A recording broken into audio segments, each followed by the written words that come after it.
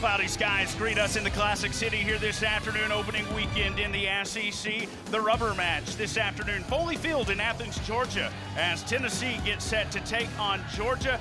The winner will decide the series, first one of the year here on the SEC Network. We welcome you to the Jane and Tommy Boggs TV booth here at Foley Field. Caleb Frady, Brett DeLoach, and Tennessee clutch situational hitting on Friday night to win the first one of the series. Georgia, strong bullpen performance yesterday. Winner take all here this afternoon. Yeah, we got the rubber match here today. Who can make the best quality pitches? Who can have the most quality at-bats? Whoever can do that will win today. Tennessee a winner 7-4 on Friday night. Let's go back to yesterday. Dylan Bigue on the bump for Georgia. 4 2/3, 4 hits, 5 strikeouts. Did enough for Georgia. Michael O'Shaughnessy, his 5th home run of the year, gave Georgia a 1-0 lead earlier than Ryan Black over the scoreboard. His 5th of the year made it 3-0. And then Kate Naoki coming in the 6th inning, 4 innings of 3-hit ball, walked 1, 0 runs, did exactly what Georgia needed out of him. Yeah, when Georgia got the lead, Naoki came in and he shut the door down on Tennessee. So, can Georgia continue that pitching today? See how we got to this point here on Sunday afternoon.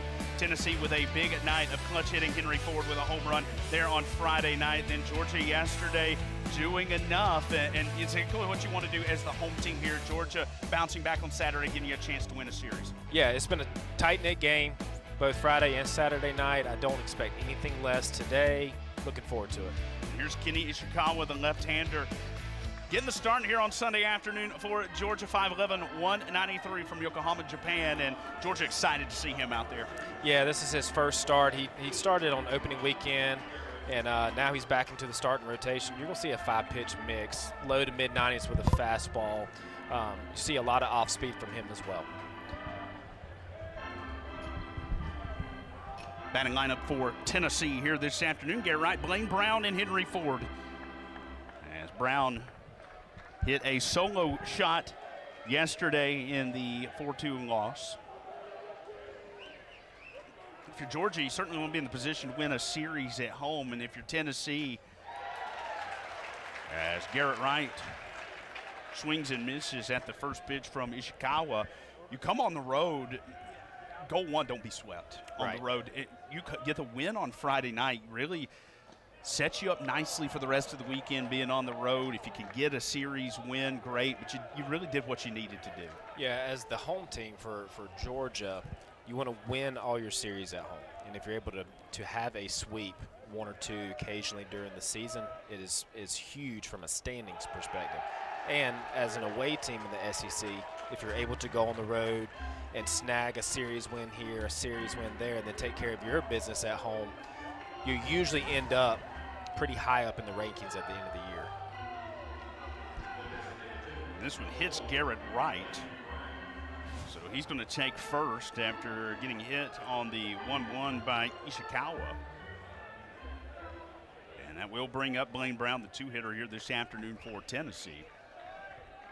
Had the home run yesterday. Swings and misses at the first offering from Ishikawa, 0-1.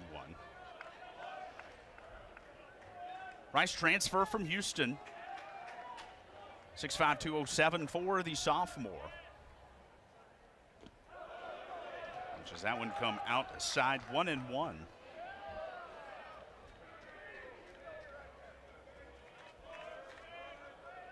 His home run, 1 of 7 yesterday for Tennessee.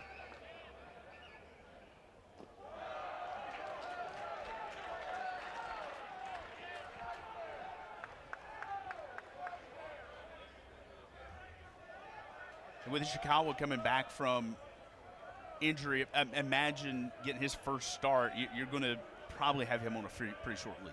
Yeah, I think so. And just him personally being able to kind of get his feet up under him. It might take him a few batters or maybe an inning to kind of get back into the flow of the game. Because when you're out of it for a month like he has, you know, you still got probably a little bit of, you know, almost preseason nerves and preseason jitters. And so Georgia's just looking for him just to, you know, hey, get us through these first however many innings, whatever pitch count that he may possibly be on, and settle in. And if they can do that, keep Tennessee at bay, you know, it's going to be a successful start for Ishikawa. And for both teams, you think about Georgia knowing you're probably not going to get a ton of innings out of your starter as Henry Ford, the junior from Charlottesville, will stand in. Georgia only went to the bullpen once on Friday night, twice yesterday. Only one of those pitchers yesterday worked 1/3 of an inning. So your Friday night and your Saturday evening kind of innings eater did exactly that. They ate innings. So Georgia's going to have some bullpen depth to work with here today. Yeah, they have plenty of arms to go to. And I know Tennessee, they have set themselves up nicely for today as well. So you may see, you know, if things get a little hairy in certain situations, you may see both teams, instead of trying to ride their guys, they have plenty of opportunities they can go to and switch out. I'll see a lot of mixing and matching here today. Ford had the home run, the Virginia transfer on Friday night.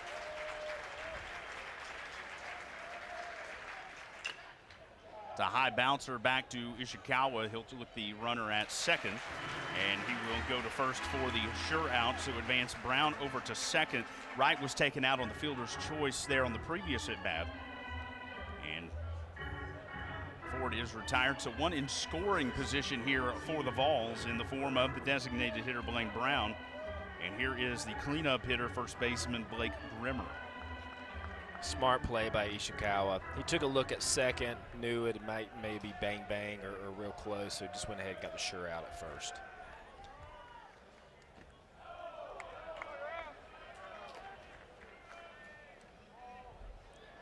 Grimmer hitting .304, the sophomore from Spring Lake, Michigan. 6'3", 208. 94 on the velo there from Ishikawa.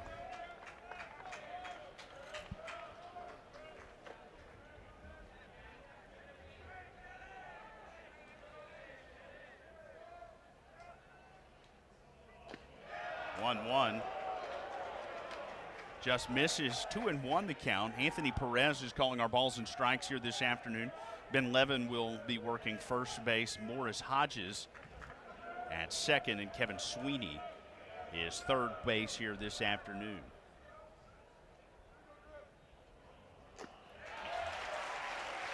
Chases after that one outside. Count evens up 2-2.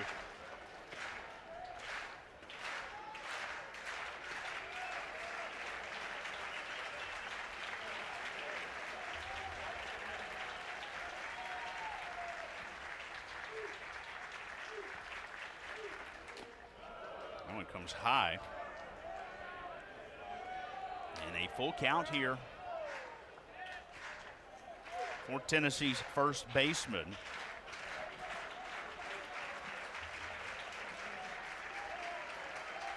Had a hit yesterday in the 4-2 loss. That one comes high. And it's a 2-out walk here for Kenny Ishikawa. And Tennessee will have runners at first and second with 2 away, and that'll bring up right fielder Reese Chapman. Ishikawa a little juiced up in those last two.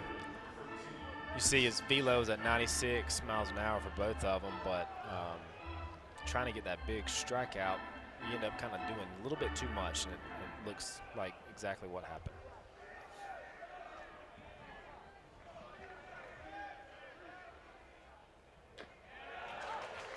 Outside for a called strike on Chapman.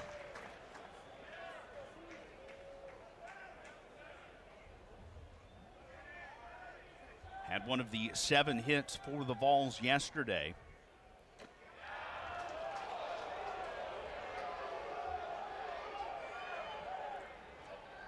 Overcast afternoon here in Athens. May have some passing showers come through the area.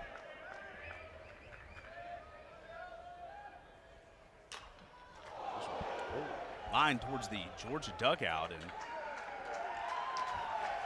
Georgia dugout gets a little fired up, kind of like football. You don't really feel alive till you get hit.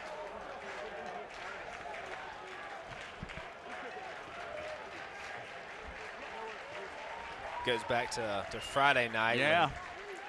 Tennessee bench took a foul ball off the chest and got their whole dugout pumped up and going.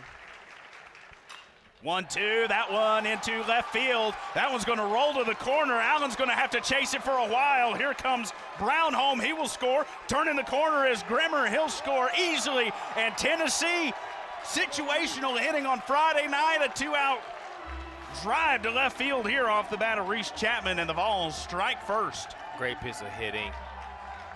Outer half pitch. Doesn't try to pull it, just takes it the other way, down in the zone.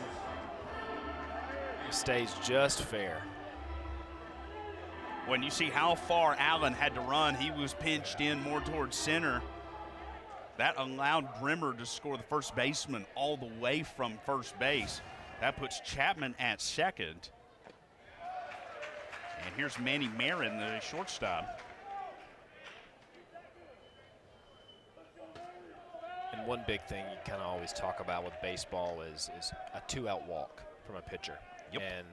And you want to try to limit anything that happens beyond that. And then perfect example here, you got a 2-out walk and you got first and second, 2 outs, and then next guy comes up, big hit, scores both runs. Well, and that juiced up from Ishikawa, like you mentioned. He had Grimmer 2-2, missed on 2 straight to walk him, and then it's a 1-2 pitch that Chapman drives out. So situational hitting there with 2 out. That one's going to get through Black. And turning from second to score is Chapman after that got past Georgia's second baseman and into the outfield. And it is 3-0 Tennessee here in the first.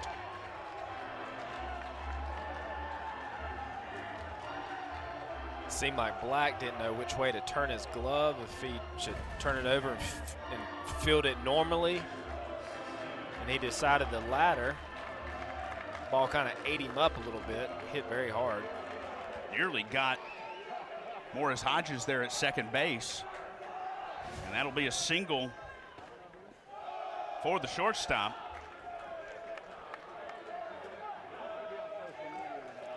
In that situation, Giles, second base, ball like that, is one of those as second baseman. You just kind of almost have to like body that ground ball up or that line drive up, kind of like the catcher does when they're blocking. You just got to eat it up and let it hit the turf, pick it up, make a play at first. There's the catcher, Levi Clark, hitting just 135 here on the season. Throw back over to second as the shortstop Marin dives back in. Has not attempted to steal this season. Wonder if you get aggressive here with 2 outs and already up 3-0. Yeah, Tennessee doesn't traditionally run too much anyways, but this would be a situation when you got a 3-0 lead. Try to get this guy moving a little bit. Clark, a Marietta product out of Walton High School, sends this one to left field. On the run is Henry Allen. It'll settle into his glove, but Tennessee getting the bats moving here with 2 outs in the first. It's 3-0 Vols as we go to the bottom half. Evan Blanco, the senior left-hander, will climb the mound here for Tennessee, already with a 3-run cushion to work with here as we go to the first. 2.75 ERA, 1-2 on the season. This will be start number 5. Yeah, fastball, slider, changeup, transfer from Virginia. 31 strikeouts in 19 2/3 innings. Very experienced, over 56 appearances in his career with 26 career starts.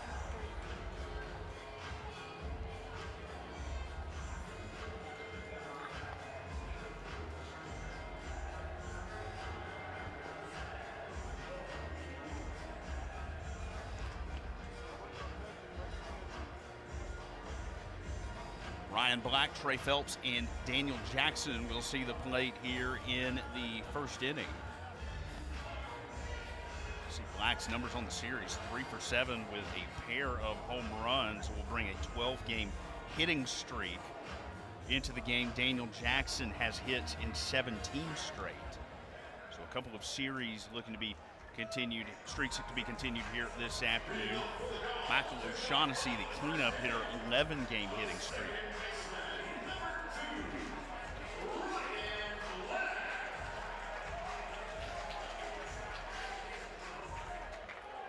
So Blanco will climb the bump, and he'll see the second baseman Ryan Black lead things off here in our first inning.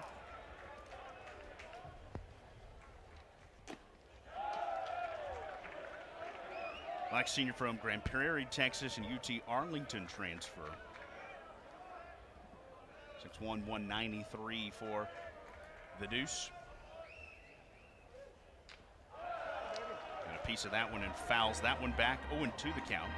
Little different look from Tennessee today, both Friday and Saturday. Two very hard-throwing right-handed pitchers. Coming with Blanco today from the left-hand side. Not as much velo as our other two starters for the weekend. But you're going to see a steady mix of pitches. Whatever count, it doesn't matter. He'll throw any pitch in any count.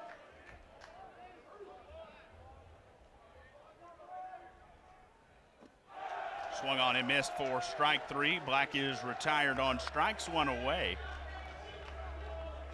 Brady Frederick pitched Friday night for Tennessee as well, the submarine sidewinder. And got several innings of work from Arvidsson Friday night as well. The bullpen's really becoming the story for both teams here this weekend. Arvidsson getting the job done Friday night for Tennessee. Yeah, Arvidsson looked good on Friday.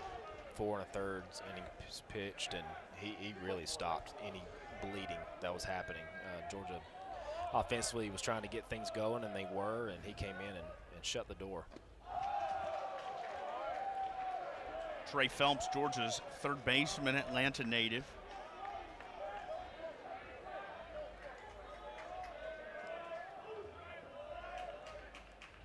Behind 0-2. And relatively quick working Evan Blanco. Yeah, that's the thing with these, you know, the wristbands and the microphones in the ears to tell you what pitch is coming. Not a lot of time between pitches. For a pitcher, you know, most of the time they like to work pretty quickly and stay in the motion of the game. 2-2 the count. As Phelps swings and misses for a third strike, back-to-back strikeouts for Blanco to open the first. Change up there. Trey Phelps almost let go of the bat. He swung so hard.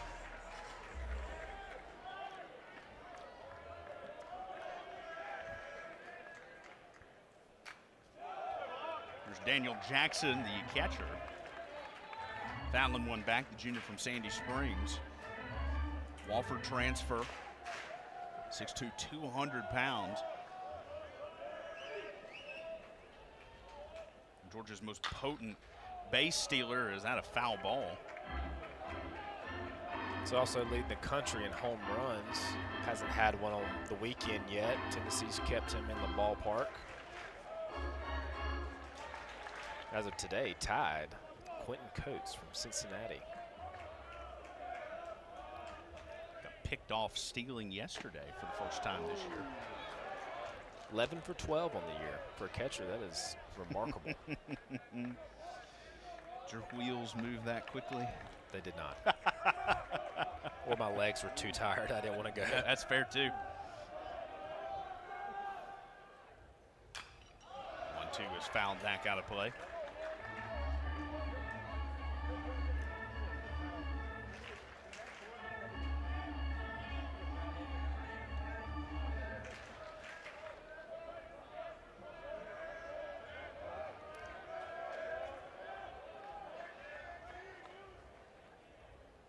Left-hander swung on and miss, and he'll get tagged out. After the catcher, Clark, kind of bobbled the ball there, gets the tag out for good measure, but it's 3 consecutive strikeouts for Evan Blanco to open the first defensively for Tennessee, working with a 3-0 lead, 1 inning in the books.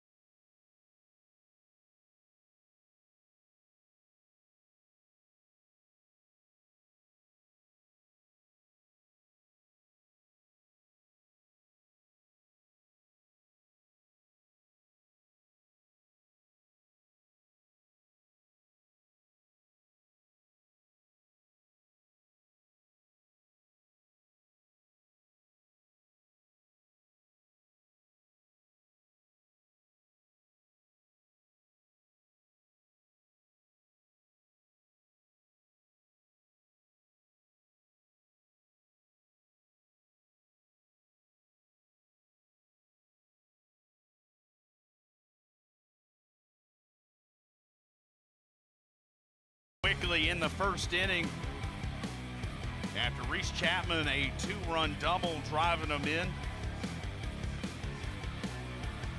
It was the shortstop Manny Marin, an RBI single, as Tennessee plated 3. And again, situational 2-out hitting there. Ken Ishikawa had a 2-2 count on Grimmer with 2 strikes. Lost him with 2 straight misses, and it was 2 strikes with Chapman and Marin when they were able to put bat on ball. Yeah, it's kind of the story of the game on Friday. Tennessee got, 90% of their offensive production with 2 outs and or 2 strikes. Bodes well for them for the rest of this game. In Georgia, can you start executing better in those situations? And as you can see on your screen, I think you can even hear it as well. Rain falling quite steadily here in Athens. It's kind of hit or miss showers kind of moving through the area here this afternoon. I don't think any of these will get a ton harder than what we've got right now. It's just going to kind of be off and on through the afternoon. Called strike 3 as Newstrom watches that one come in, 1 away.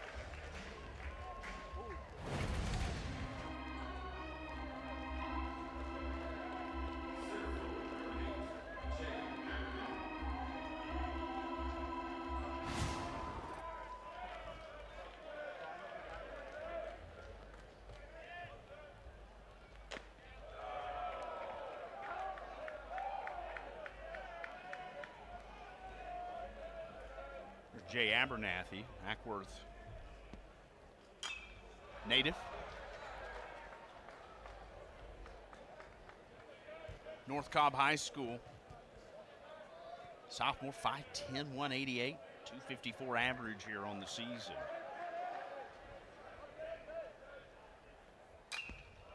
He's played very well defensively for Tennessee this weekend. I know he's made a couple of tough catches on some tough balls out there that has saved a hit and or a run.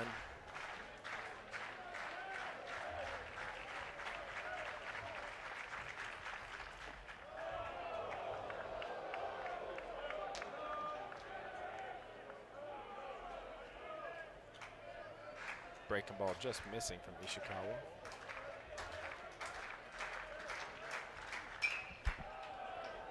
Ripped foul.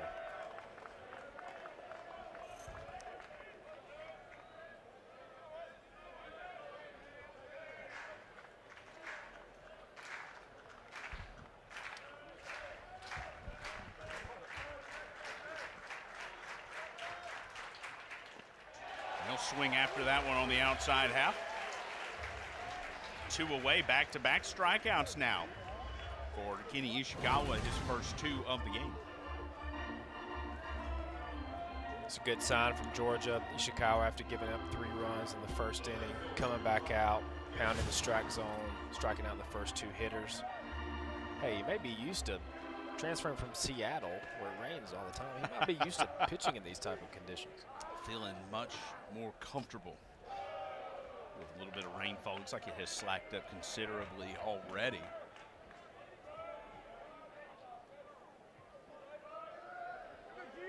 Back to the top of the order. And Garrett Wright got hit back in the first inning.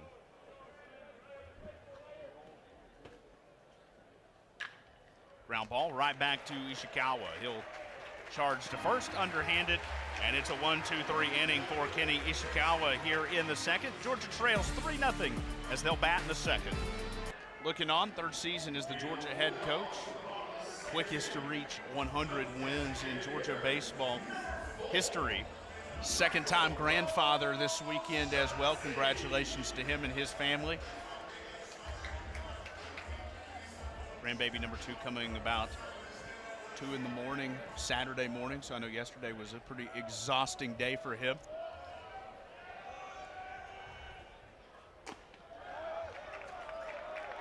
Congrats to the Johnson family. He's done a lot of firsts as a UGA baseball coach. Fastest coach to win 100 wins in 137 games.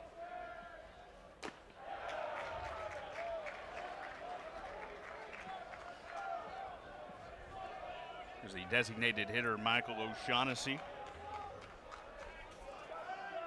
Had the home run yesterday in the second inning to give Georgia a 1-0 lead. Now an 11-game hit streak for him.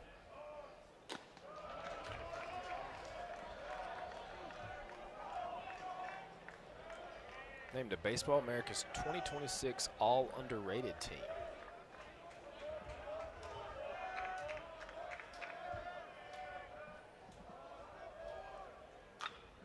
This one pulled foul. That one bounces into the Tennessee dugout.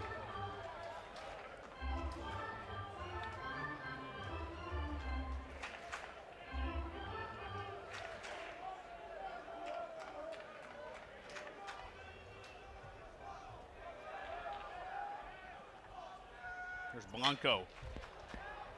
This one well hit. Deep in the hole there at second base. And that'll be a ground out for O'Shaughnessy. Tennessee had the shift on. Shortstop actually fielded that one where the second baseman normally plays. You'll see that a lot throughout Georgia's lineup. Defensively, other teams like to shift.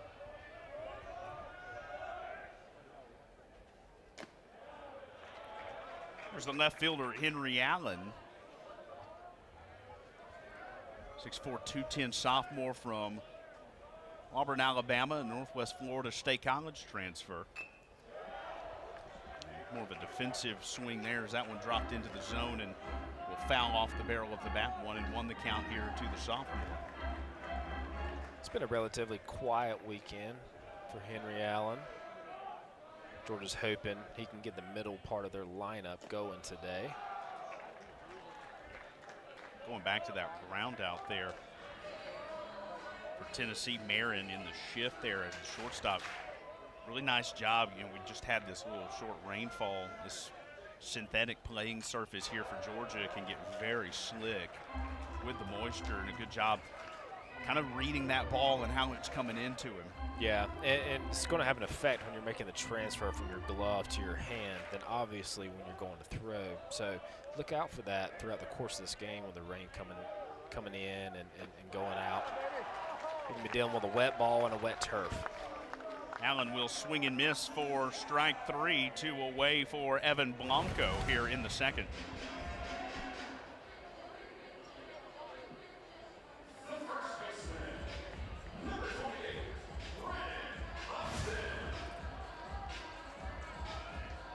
Two away and the base is empty. And 4 strikeouts already for Evan Blanco.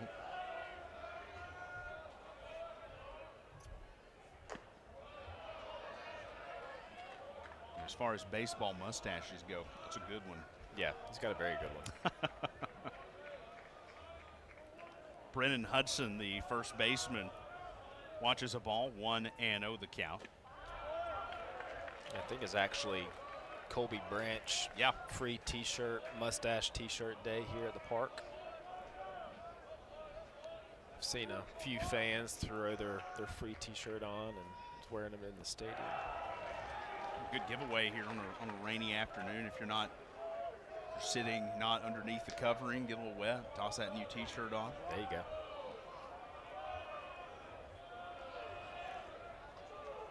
One and 2 the count here to Georgia's first baseman. There it is. And fouled back.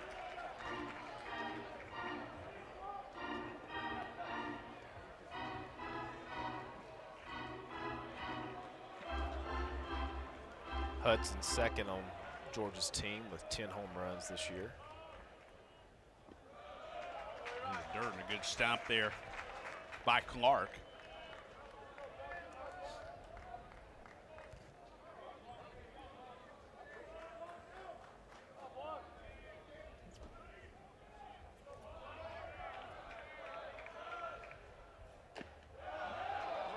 And we'll go outside, and the count runs full here on Hudson. Good competitive at bat. It's probably the most pitches that Blanco's thrown to one Georgia hitter this afternoon. Swung on and missed for strike three. Back-to-back strikeouts for Evan Blanco to get out of the second inning. Georgia down in order for the second straight time. 2 complete in Athens. Tennessee head coach, longtime assistant with the volunteer program, and 2010 with TCU, getting to play in the College World Series, and got his first SEC win in the first outing on Friday night. Opportunity to get a first SEC Series win here tonight. As a little bit of rain starts to fall once again here. Coach Elander and Georgia's coach Wes Johnson were both on the staff in 2017 at Arkansas, so very familiar with each other.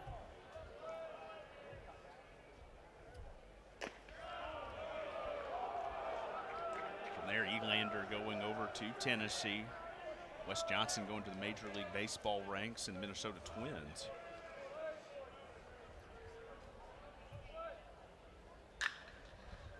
Grounder, foul ball.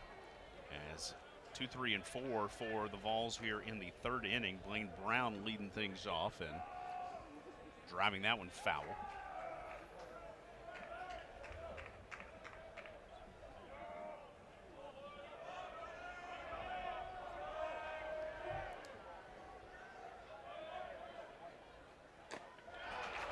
Brown offers at that one, 2-2. Big swing with Brown here with 2 strikes. You want to try to change your approach a little bit and let the ball come to you.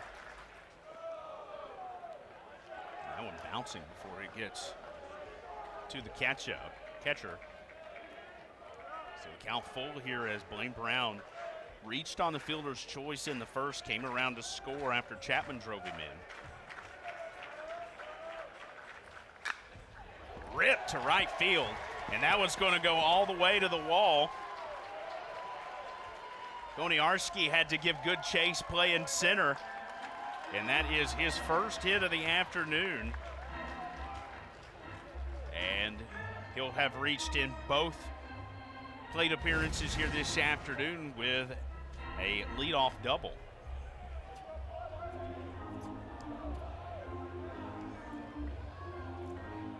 And here comes Wes Johnson out of the Georgia dugout, and Georgia's going to go to the bullpen here in the third inning, and that's going to be the ball game here for Kenny Ishikawa. As Georgia's going to bring a right-hander out of the bullpen, and we will reset with the pitching change as Georgia to the pen here in the third, trailing 3-0. This afternoon, getting back into the starting rotation for the first time since opening weekend. He'll go 2 innings here and is responsible for the runner at second base after Blaine Brown doubled, 3 hits, 3 earned runs, a walk, and 2 strikeouts.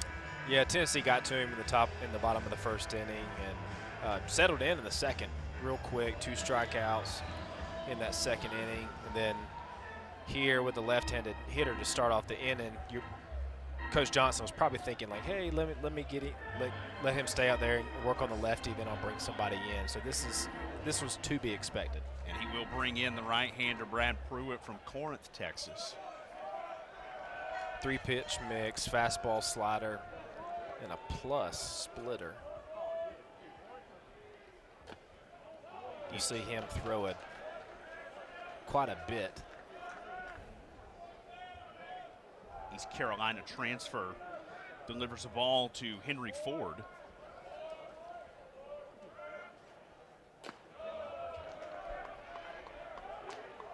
Ford, a home run Friday night. 363 average. Did lead Tennessee. Manny Marin with a 364 now coming into the day. Opposite field, this one to right field. Retreating back is Koniarski. That one's underneath the scoreboard and over the wall. And a 2-run shot for Henry Ford. His 8th of the season, and it is 5-0 Tennessee in the third.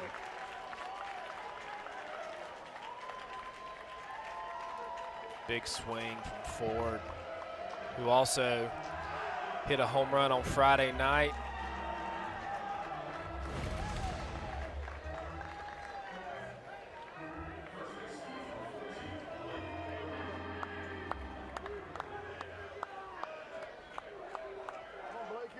Taking it out the short porch there in right field.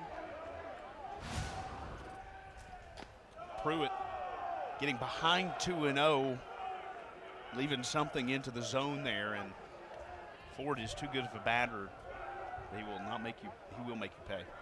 Yeah, that's very common with any SEC team or any SEC competition. You got to work ahead of the count as a pitcher because these kids will make you pay for it.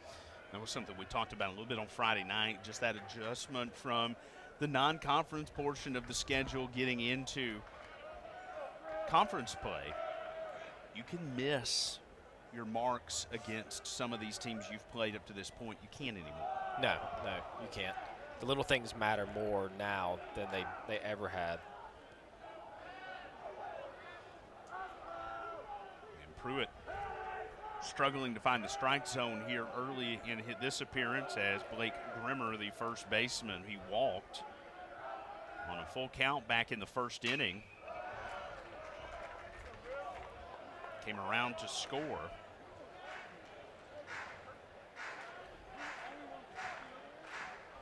Base is empty, nobody out. That wind blowing in right now as a light rain continues to fall. This one ripped and off the glove of Black at second base. Couldn't pull it in and will roll into right field for the base hit. And Grimmer is aboard for the second time this afternoon off a rocket ship to the second baseman. Black was in position. They had this shift on. He was in position to make the play. I don't know if he just lost it or lost some footing, but right off the top of his glove. Looks like Wes Johnson's going to make another change on the mound.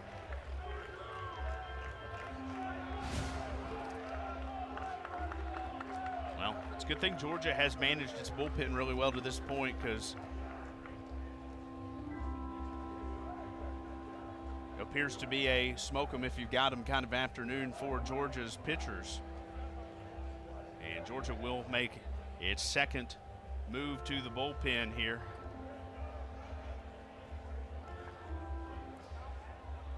And we will reset with the pitching change with Tennessee leading 5-0. Pruitt will face two batters, and it's going to be senior Grant Edwards, a little underhand 3/4 from Walker, Louisiana. Yeah, you'll see a lot of movement on his fastball. Got a very good slider. We'll throw a changeup and a sinker in there. A lot of experience. Transfer from New Orleans, 30 career starts. See his stat line on the year: 1.93 ERA, 7 strikeouts, 0 walks in the 4 2/3 innings. Coach Johnson going to him right here to try to slow this thing down, keep the game in reach. And of course, Wes Johnson, renowned for his pitching acumen. We mentioned after leaving that Arkansas staff, pitching coach for the Minnesota Twins. You see just the continued improvement of this staff year over year, cutting that ERA nearly in half.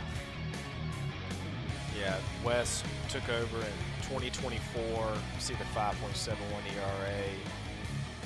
A little bit better last year, 4.92. Then this year, 3.44. Tennessee's gotten to him early this afternoon. So Pruitt responsible for the runner at first base, and still nobody out.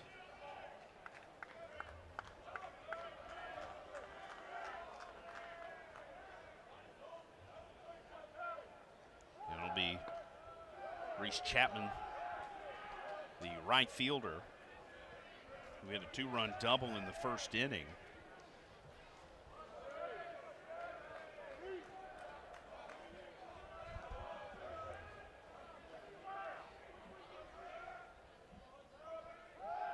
Throw back over. And Grimmer, the first baseman, they're trying to get a free out there if they can. First baseman, not much of a threat to steal, just 1 for 1 on the season.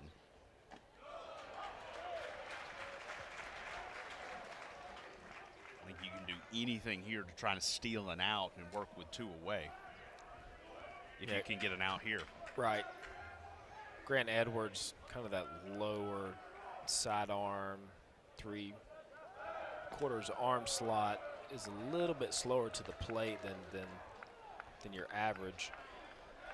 With Tennessee with a 5-0 lead with no outs. You will tell your first baseman get a lead. A little closer there that time. And look, you're playing on a wet surface, and the ball's getting rained on, so the catcher's having to catch it, make a clean transfer to his hand, and make an accurate throw to second base. You never know what's going to happen.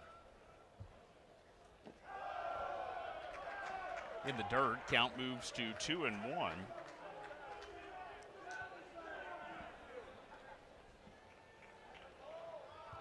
See Chapman, 400 average with runners on this season. A .327 hitter here as a season coming into today.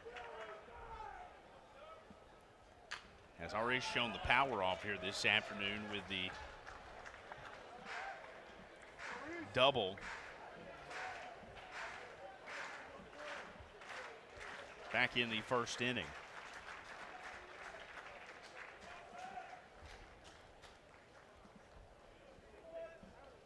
Chapman get a little extra stick-em spray on that grip with this rain coming down.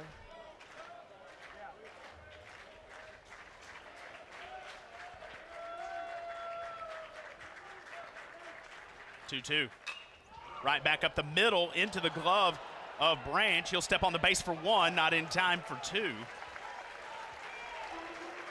Boy, heads up play, you talk about those field conditions there. Branch going to the ground. Yeah, no, smart play, though, by him, just knocking it down, keeping it in front of him, although he wasn't able to hold on. The Tennessee base runner, he had to freeze on the line drive.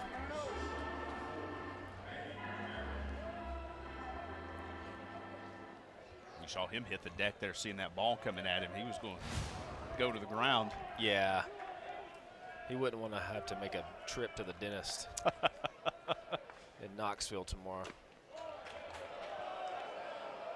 It was Manny Marin.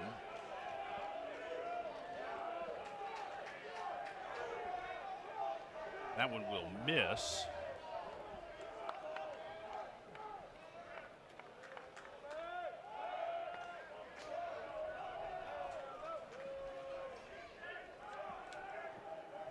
Six-U put out of Grimmer, and it's a fielder's choice for Chapman.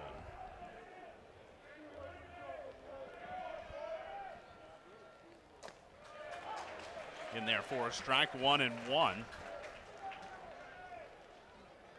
Chapman 1 for 1 on the season in stolen bases.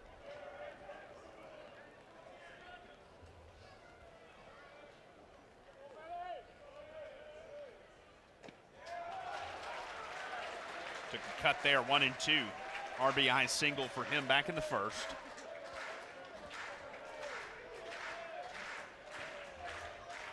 Ford driving in a pair here in the third with the home run.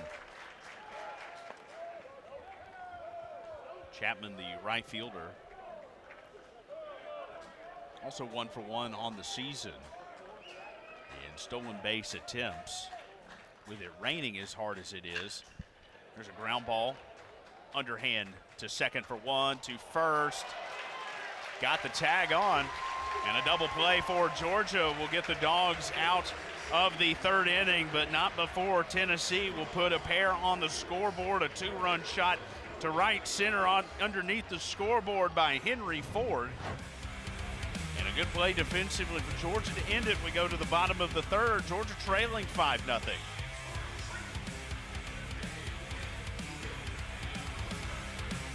An outstanding here today for Tennessee. He has faced the minimum 5 strikeouts here to this point in just 31 pitches.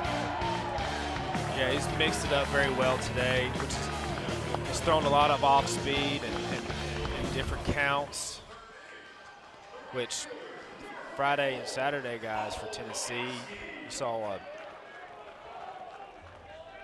mid to upper 90s fastballs. This guy, you wouldn't call him a junk pitcher because he is throwing, low 90s, but he is pitching today. This one right into the glove of Grimmer at first base. He'll field it and take it himself for the out as Cole Koniarski is retired.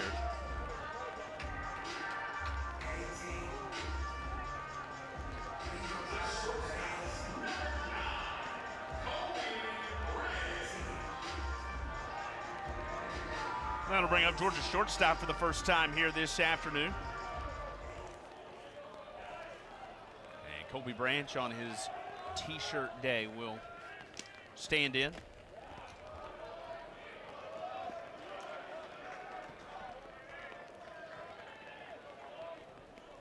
Three-year starter at shortstop for Georgia.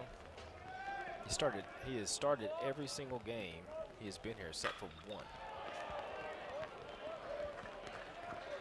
Rips that one foul. 1-1 the count here to the Texan.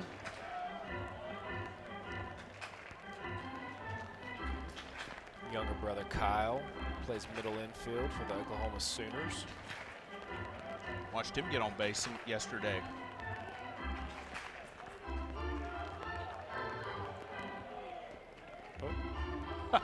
Trying to get that one up to the fans there, and didn't quite make it over the net. Garrett Wright, the left fielder, and steady shower now. Boy, it's raining pretty hard. Most of the fans down in these lower seats came prepared, got the ponchos on, got the rain jackets on, toughing it out. Just about every seat in the stadium that is under the overhang here is filled up at the moment. This one to right field. And kind of battling that rain in the face there is Chapman. He'll do it. And 2 away here for Rylan Lujo.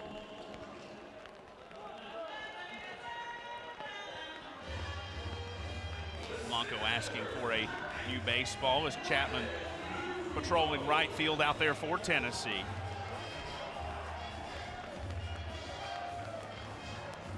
Yeah, usually as a defender, you think you may have to battle the sun or the shade. Not often. You have to think about the rain. And you can hear it. To our crowd mics there hitting the mic, it's raining hard. You can certainly see that when we pan out to center field. Liner right to the third baseman Ford. He'll pull it in. 3 innings complete here in Athens. It is 5-0 Tennessee as we go to the 4th.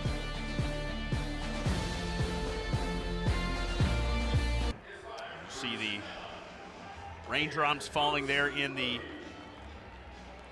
Georgia dugout on a rainy early spring afternoon here on SEC opening weekend. And spring sports will battle the showers every once in a while.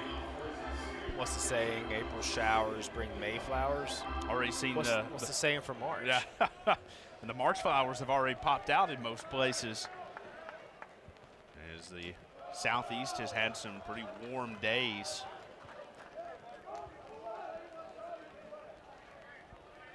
A little bit of an early spring. Although I think for most folks watching this game in the state of Georgia and Tennessee, it can cool off quite a bit tomorrow. Hopefully nobody got the itch to plan anything a little early. We go to the 4th.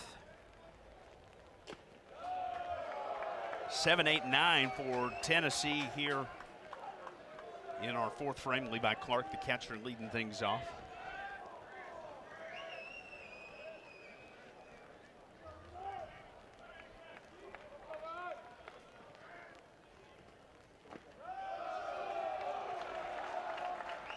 And it's a 4-pitch walk for the catcher. He'll reach for the first time here this evening. And a leadoff walk. Certainly not what Georgia needed out of this pitching staff here. No, you're down 5-0. You know, your guys are coming in pitching, take up some innings. You're looking for outs, you're looking for strikes. And you hate to say the weather have any effect on it, but at this point, with it as wet as it is, how can it not? Certainly doesn't help the grip of the ball. And you see that one's going to come in and hit Chris Newstrom, the second baseman. He goes hobbling out of the way. You see a little gingerly as he moves down as that one comes in and nicks him off the knee. And Wes Johnson has emerged from the Georgia dugout. The left field door is going to fly open. We're going to have our fourth pitcher of the afternoon here for Georgia.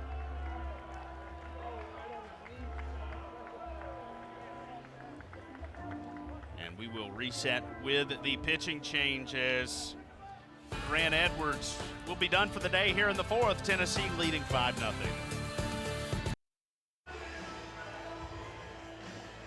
Right-handed redshirt sophomore Paul Farley will come on here for Georgia. The Kennesaw native worked a third of an inning yesterday, got the 1 out needed to Georgia then take care of things in the bottom half of the inning, and Farley ends up picking up the victory.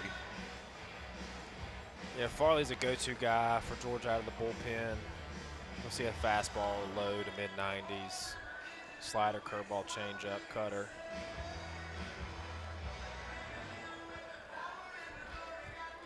.6'2", 210 out of Mount Perrin Christian. Quite the effective outing yesterday. You go a third and get the win. Yeah, good for him, and then also good for Georgia that, you know, with him having such a quick outing yesterday, that he's been made available for the game today. And they're going to look for him to try to stop the bleeding right now.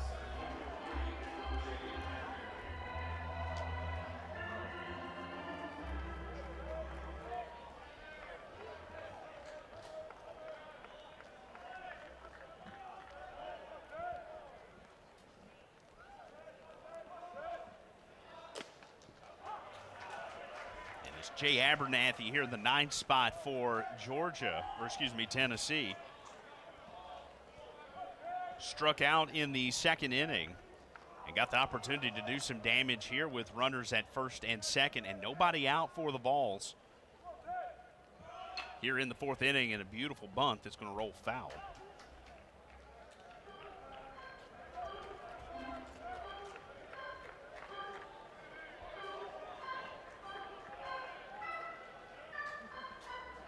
Abernathy going to walk over towards the dugout, going to get a little sticking. Smart thinking by Tennessee. You get your 9-hole hitter up, first and second, no out. Bunt, rough conditions on the field. You have to field it, make an accurate throw to first base. But 0-2 count makes it a little bit more difficult.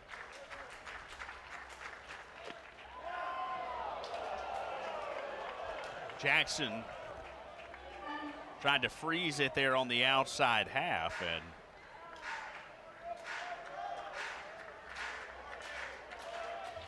Anthony Perez, our home plate umpire this afternoon.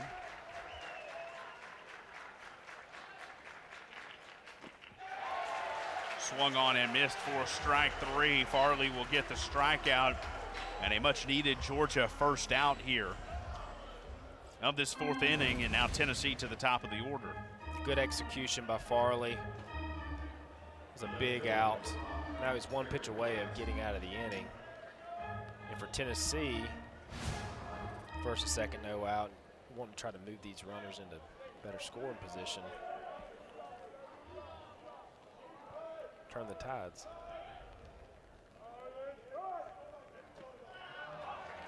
Top of the order, and Garrett Wright looks at a strike. He's been hit and grounded out here today.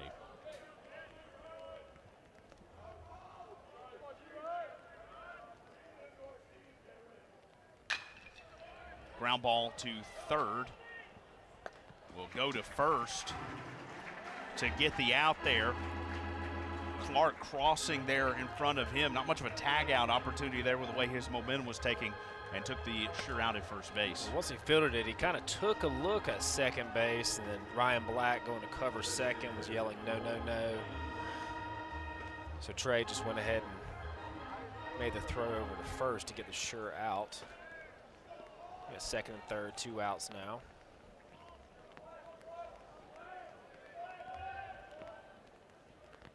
Here's Blaine Brown, who has reached twice this afternoon.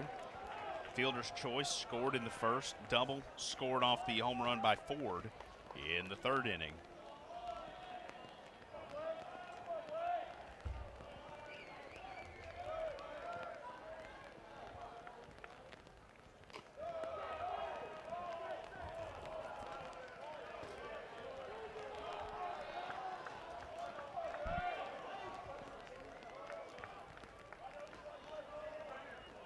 Two and 0 count here to Brown, now hitting 300 on the season, 301.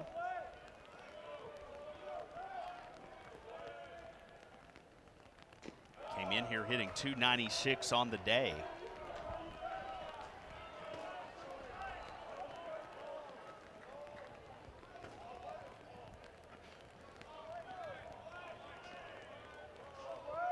Ahead here 3-0 as Farley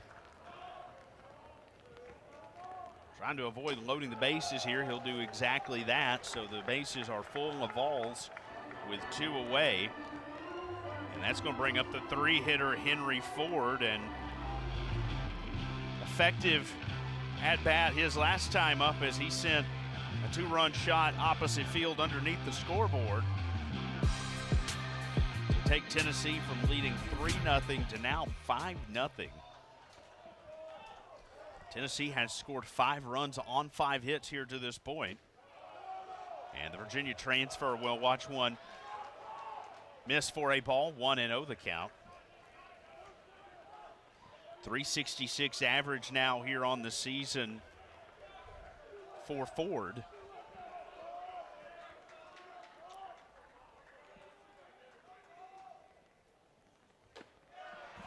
Comes back with one there, 1-1 the count.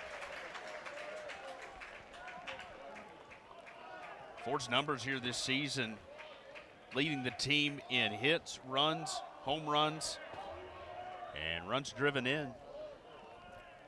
For Tennessee, he's the guy you want to see in this situation.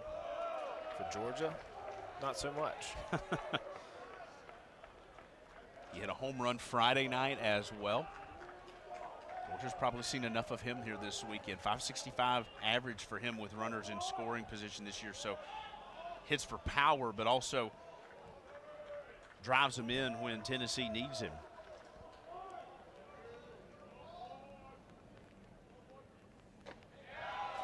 2-1 comes back there for a strike, 2-2.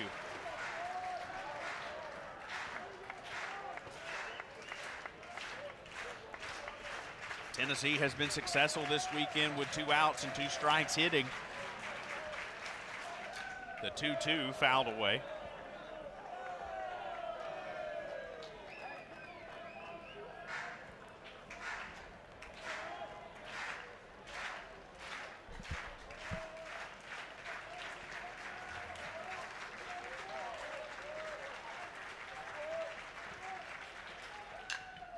Grounded to short.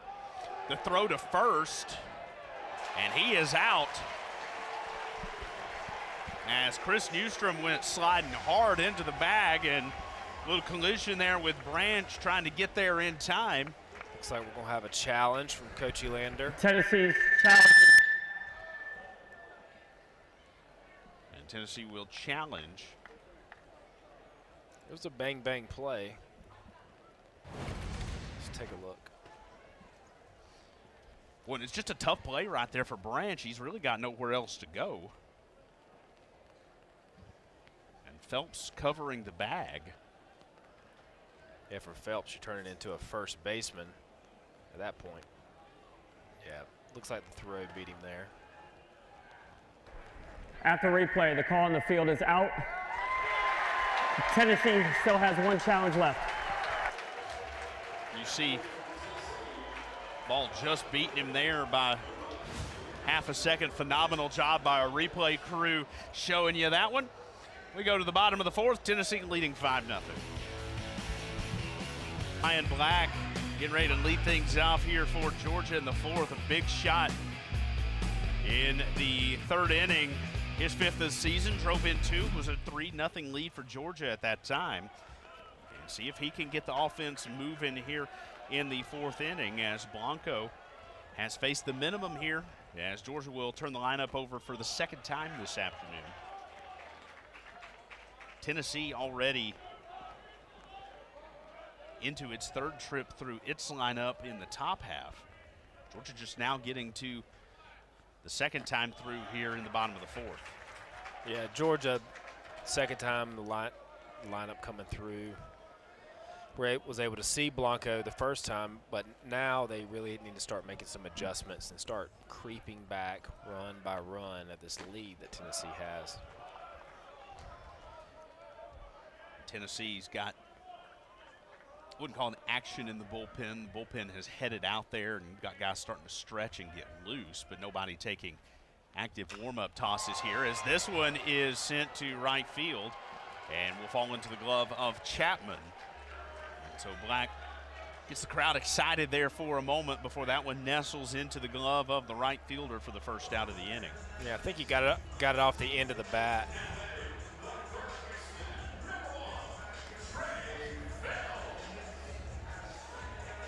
One away here for Georgia, and it'll be Trey Phelps.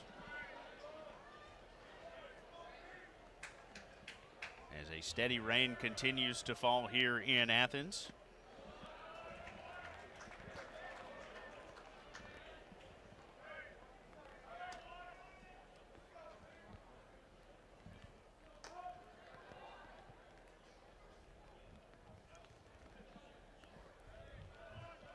Mentioned a couple of streaks for Georgia offensively here. 33-game on-base streak ending yesterday. And if you're Georgia, no better time than the present to start a new one. Yeah, Georgia needs a base runner at this point. So anyway, anybody can get on, whether it's a walk, hit by pitch. Blanco has been able to pitch out of the windup this entire game.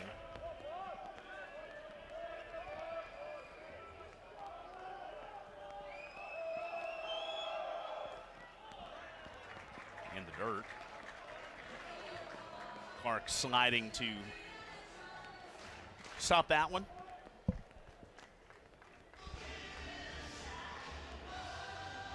Start to see more common occurrence with the changing of the balls. Georgia hitters grabbing some spray. Provide a little better grip.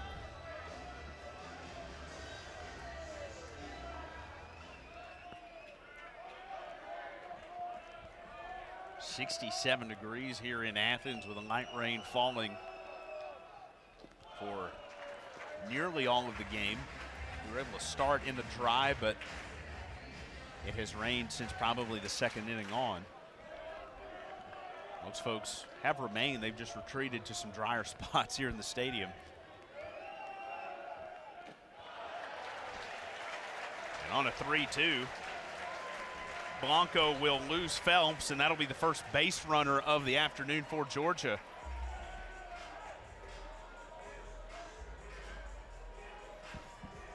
Good at bat by Phelps, being patient. And for Georgia, they're hoping this is kind of what gets them going a little bit. Get a base runner on. Blanco's now out of the stretch. You got one of the best hitters in the country up to the plate. Can you get some momentum? Lefty on righty matchup here for Blanco as Jackson stands in. And Clark's going to go out to the mound, hand deliver this baseball, and talk with him here. Yeah, Blanco's saying, "You got a towel with you?" He said, "That's all I need at this point." If not illegal, would love some of that stick-em spray to put on that southpaw. Hey, that's why the umpires check the hands of the pitcher when they come into the game from the bullpen or when they leave the field after the end of the inning, just to make sure none of that's going on. Saw Jackson's numbers there last season to this season. He's already matched his home run output from a season ago, tied for first in D1 coming into today. Massive improvement for the catcher.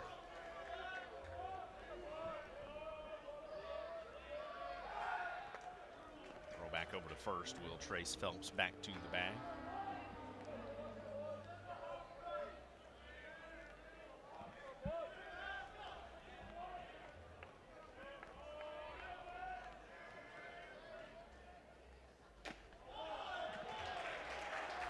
Outside.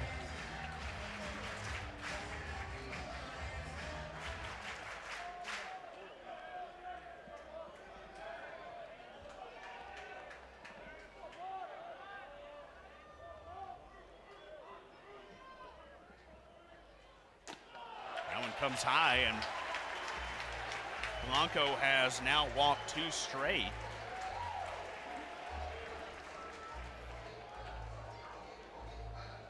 Michael O'Shaughnessy, who had a solo home run yesterday and brings a 11-game hit streak into the day. And a towel is going to come out of the dugout here.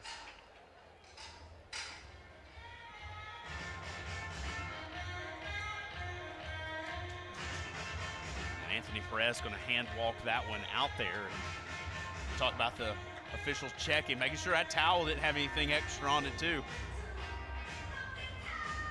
Tennessee bullpen kind of slowly moving around. Blanco's been in such good control.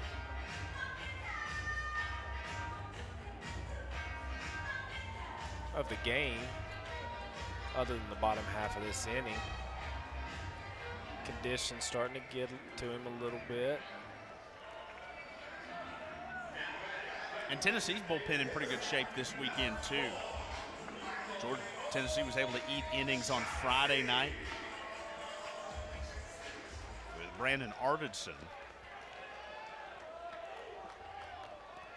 Tennessee will be quick to make moves if needed. Yeah, they're in good shape. They have a lot of options they go to. And this is a game like this with it raining. This is an advantage that Georgia has an indoor pitching lab. They can get their guys loose in. In Tennessee, the guys in their bullpen have to stay out in the conditions.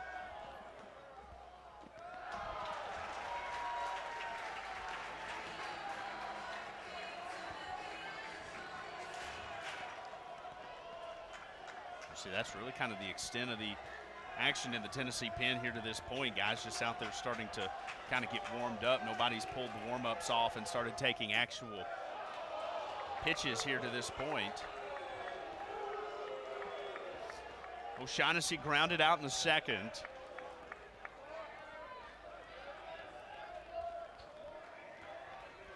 Two and one count here to the DH.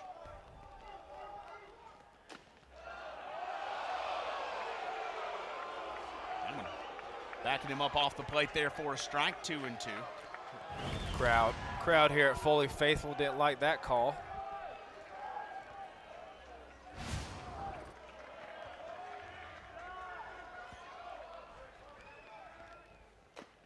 Two called, strike 3 on O'Shaughnessy.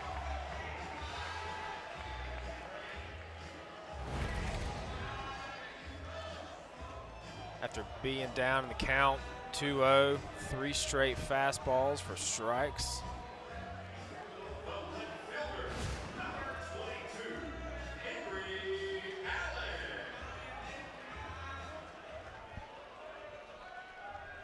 So with 2 outs and runners at first and second, Here's Henry Allen, the left fielder.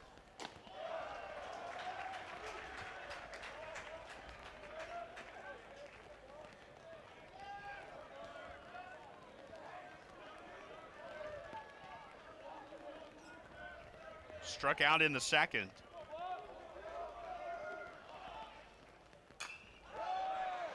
Fouled back out of play, 1-1 the count.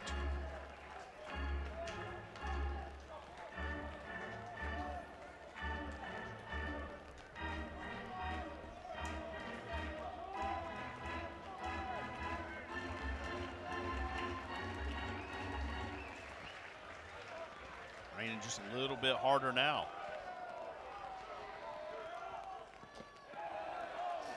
Outside 2-1. This is the second season that Georgia has had this synthetic playing surface here at Foley Field, and Wes Johnson's first season, they led the league in rescheduled games and wanted this for days like this to where you could play and get a game in. Yeah, the Georgia weather at this early part of the spring is so hit and miss. You'll have days that are this beautiful sunshine, feels great, and then you turn around the next day and you're having 67-degree weather with a steady rain.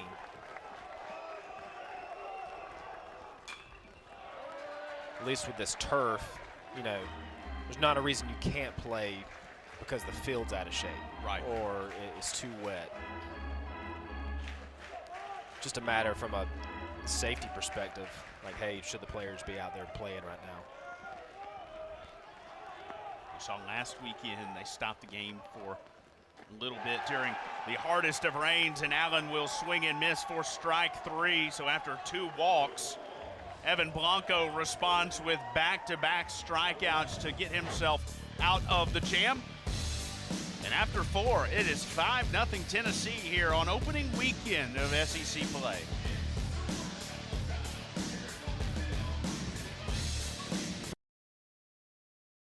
Matt Scott, the right-handed senior from Reading, Connecticut, 6'7", 241. Georgia with its 5th pitcher of the afternoon. Yeah, big-bodied pitcher here, as you mentioned, 6'7". We'll see a fastball, 92 to 95. He's touched 97 this year. Slider, cutter, changeup. Started Sunday game for Georgia last weekend. So he's a guy that can fill in and start position role or bring him in for long relief.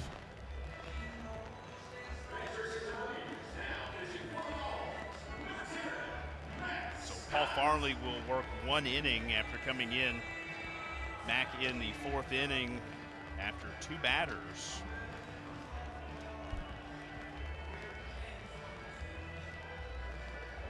And Scott will get a clean start here to get this 5th inning started for Tennessee.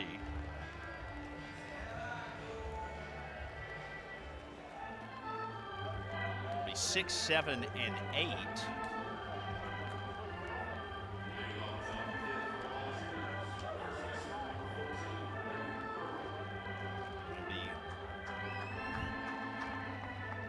Blake Grimmer leading things off here in the 5th inning. Excuse me, it's going to be 4, 5, and 6 for Tennessee here in the top half of the 5th inning.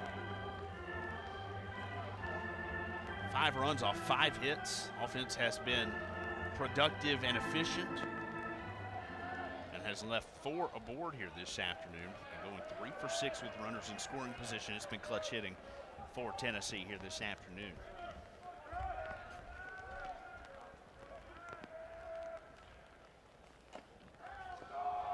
You see the seats there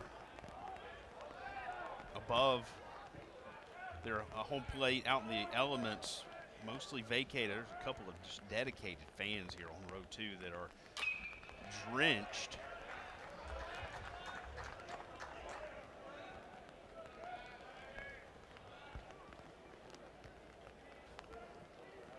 We mentioned most folks came prepared with the ponchos and the rain jackets. They did not. They did not. Doesn't look like they're going to go get a poncho here either. It appears they don't mind. They are enjoying. I think it's at this point, if you're that wet, you know, what does it matter? Yeah, yeah, there's no fixing it.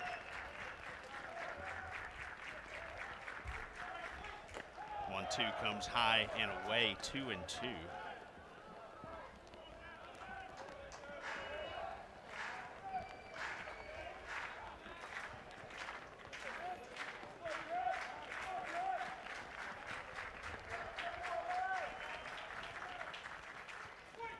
That one bounces before it gets to the plate. Count's going to move full here on Grimmer.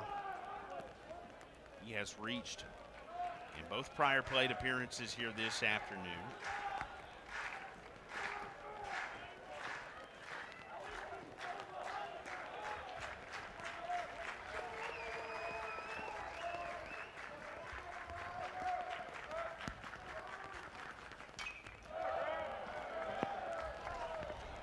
Fouled back into the net here, 96 miles an hour on that one from Grimmer.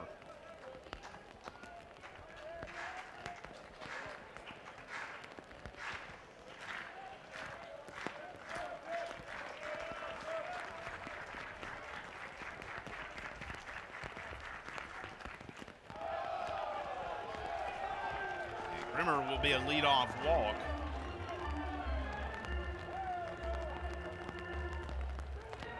The leadoff hitter, has reached every inning but one here this afternoon for Tennessee, and that has been some of the trouble for this Georgia pitching staff.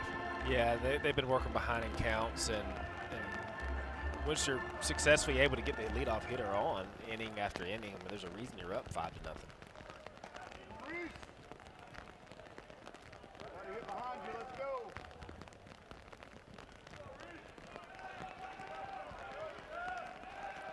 Which has been the other side of the coin for Tennessee's Blanco this afternoon.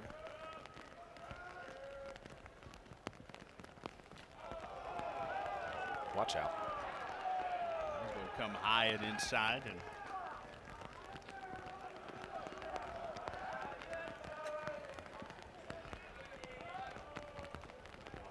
a little vocal action from the Tennessee dugout. 2-run double in the first, reached down a fielder's choice in the third.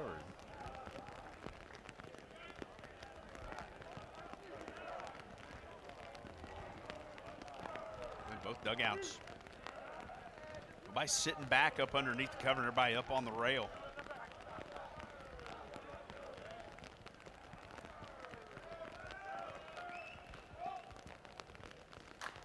Whoa. Oh, when the bat comes out of his hands and flies into the netting, it'll be an out for Georgia as Hudson comes over from first and peels it in. But talk about the slipperiness with these wet conditions. Kind of surprised we haven't seen more bats come loose. Yeah, thankfully the net was there in front of the stands. Or somebody in row 103 would have caught that one. That one flew a good ways.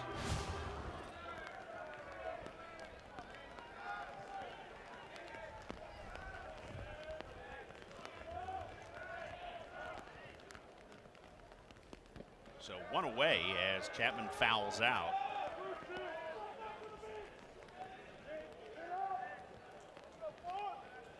And here's Manny Marin. RBI single in the first, grounded out into a 6-4-3 double play in the third inning.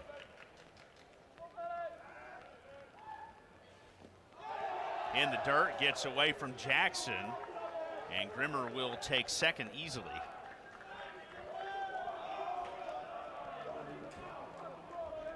That one sneaking under the 5-hole, Daniel Jackson.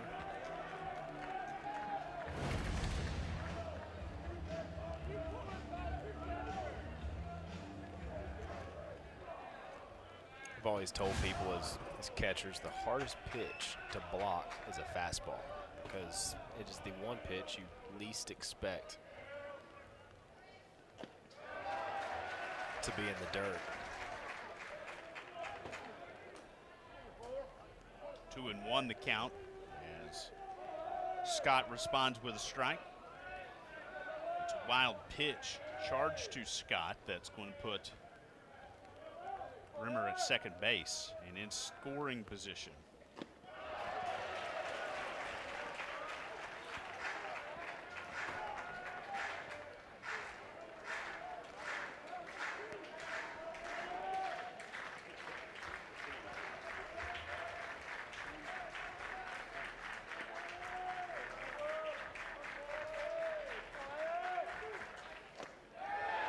Called strike 3 by Matt Scott. It'll be his first strikeout of the afternoon. Good bounce back by Matt Scott. 3 straight strikes to finish off Marin.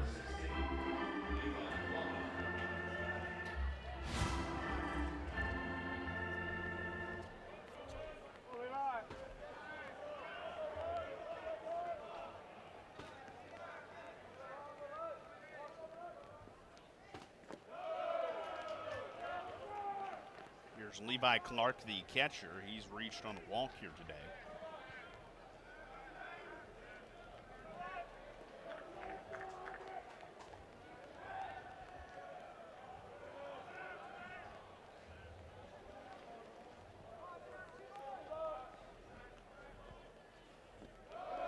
In the dirt, another good stop.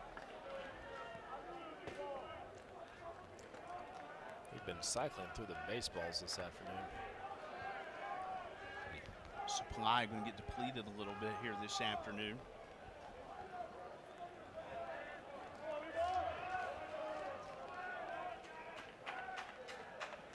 Both of these teams with a midweeker on Tuesday.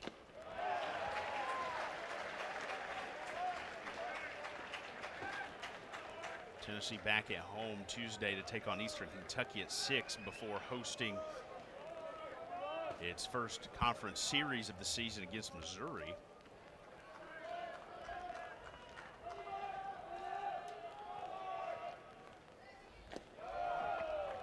Two on misses, 3-1 the count. Georgia's got Citadel at home on Tuesday at 3 p.m.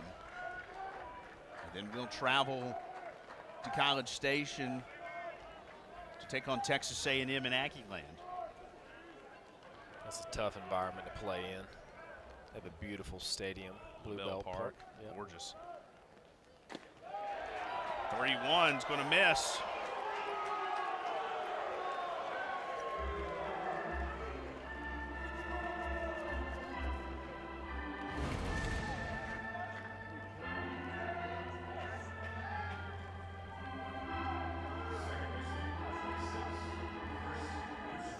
Right down at the knees. Very similar to the strikeout pitch they threw to Marion. First and second, 2 outs. There's Chris Newstrom.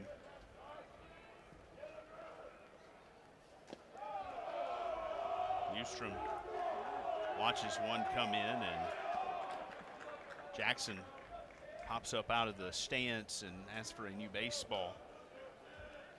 1-0 the count here, and now he's going to go out and talk with. I thought that's what he was going to do the first time there. Now he's going to go out and talk with his pitcher. Middle infield will come in as well.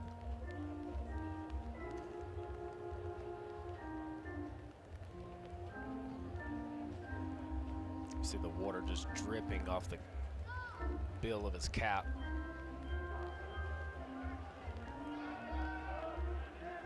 See the hair back there wet. Normally probably from sweat, not as much today.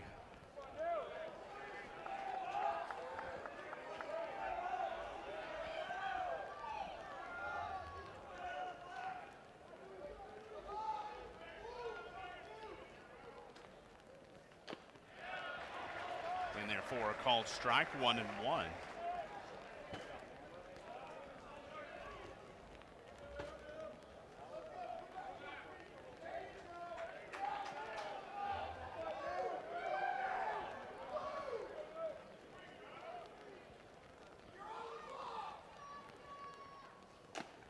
Chases after that one. 1-2 here to Newstrom. He has struck out looking, been hit today. One of 2 hit batters for Tennessee.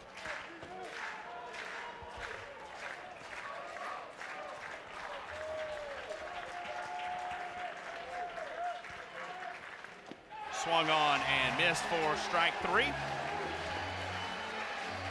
2 strikeouts in the inning for Matt Scott. Middle of the 5th, 5-0 Tennessee.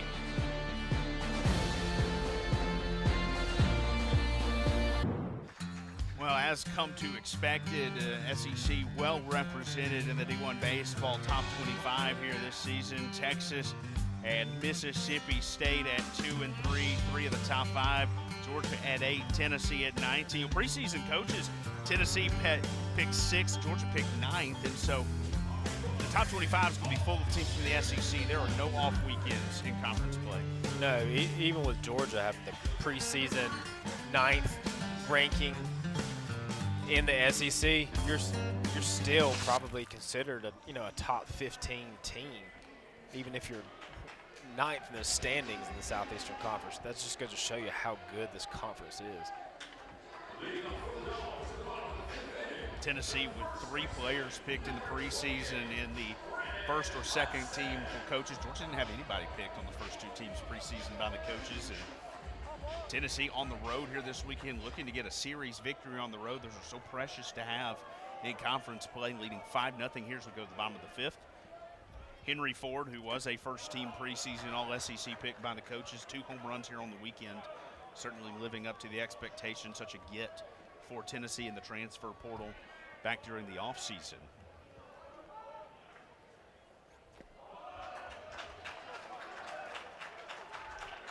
Blanco, another one of those Virginia transfers.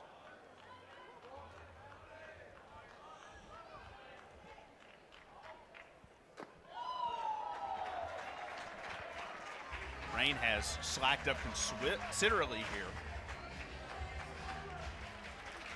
As we're in the bottom of the 5th at 6, 7, and 8. Brennan Hudson, who's 0 for 1 on the day.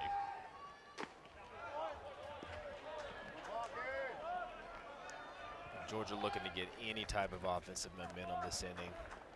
We're here at the bottom of the 5th, down 5 runs. You got to start kind of trickling back here, whether it's a run, 2 runs, base runners.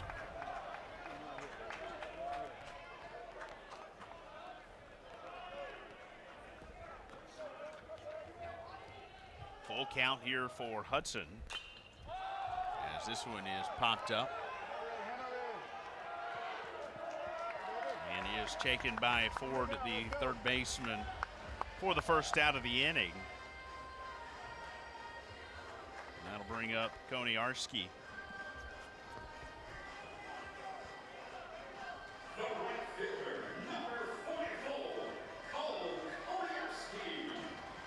Koniarski, the right fielder, has only seen 2 pitches here this afternoon, grounded out on a 1-0 pitch.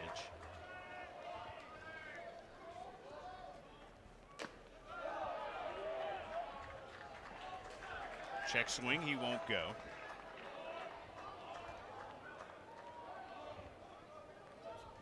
Chino Hills, California, UNLV transfer as a grad transfer. 1-0 is sent to right field. And land in the Tennessee bullpen. 1-1 the count. And still, we mentioned that Tennessee bullpen, still nobody really out there taking significant tosses. In fact, everybody's kind of quit stretching. They're just kind of hanging out watching the game here. As this is a ground ball up the middle. A good stop to get it there and keep it at least in front of him there by the second baseman, Newstrom. But legging it out there is Cole Koniarski, and that'll be the first hit of the day given up by Evan Blanco.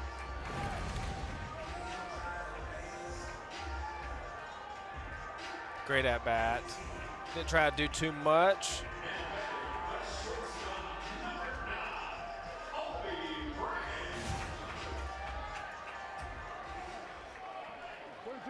Just the third base runner of the day for Georgia. The first 2 on walks in the 4th inning. Here a single by Koniarski.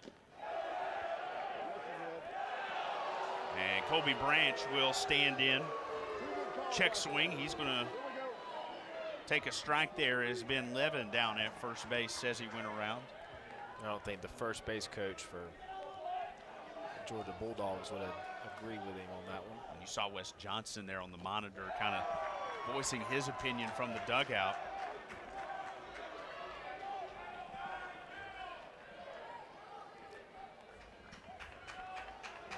Tennessee with a massive shift with the infield at the moment. If you go opposite field, it's going to go a ways. That one goes outside, 1 and 2. There's not a single individual at second base right now.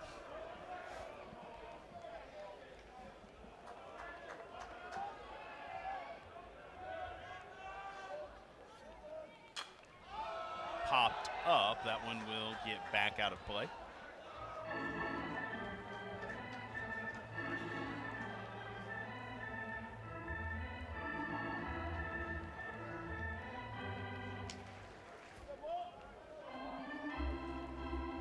I think maybe, you know, you take nothing away from Evan Blanco. He has pitched so well here this afternoon for Tennessee. I think you come at it with a little bit surprised just how powerful this Georgia offense has been to be held scoreless in 1 hit here as we're in the 5th inning. Yeah, you got to tip your cap to Blanco. He's pitched extremely well. Each hitter for Georgia has been kept off balance. He's been efficient.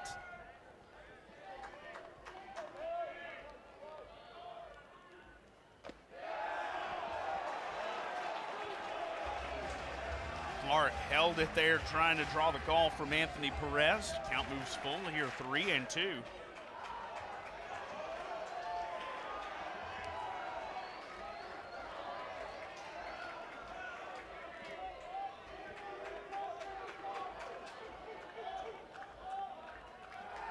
Throw back over to first, and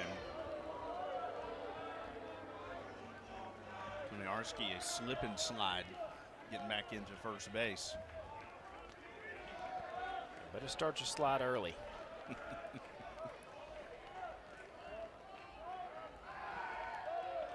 Won't even have to slide there that time, as he'll take 3 steps back to the bag.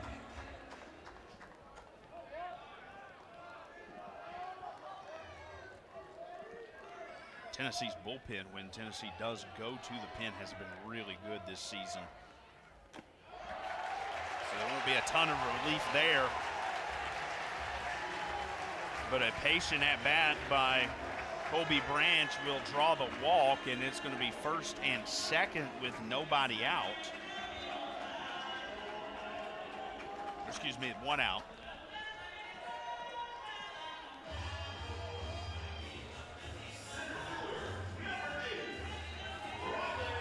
And the 9-hitter Rylan Lujo, for the second time here, he lined out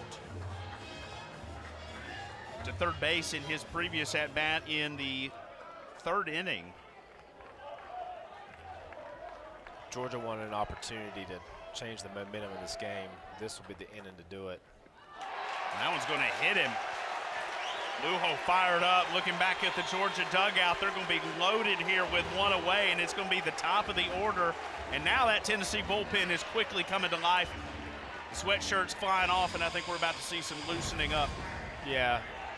As soon as he walked Branch, they were still kind of standing around, chit-chatting a little bit. But once Lujo got hit by that pitch, you immediately saw the catchers revert back behind the plate and pitchers getting loose. Here's Ryan Black, bases loaded with 1 away, and probably the first time since the beginning of the game this Georgia crowd has gotten back into it here in Athens. There's a strike to Black as he squared the bunt. And you look at the book here, Blanco, through the minimum through 3, you saw him start to labor a little bit in the 4th. He walked 2. But starting to struggle a little bit more here in the 5th, just not as sharp. Some of that maybe the rain, natural fatigue. Georgia's offense adjusting as they're getting to see him hit a second time. This will now be the 3rd trip through. Yeah, he's coming up on his 84th pitch. As you can see, the rain starting to come down a little bit more right now. And wanting a fresh baseball.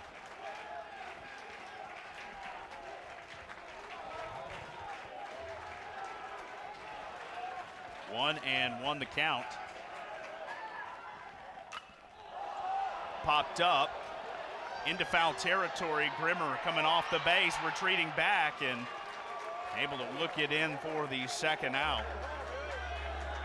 And a big second out there for Tennessee defensively.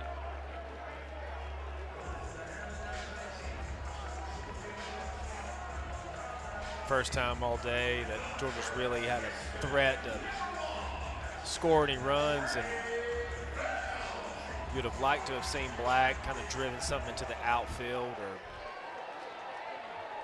to get that run home from third, but with 2 outs now, it's a little.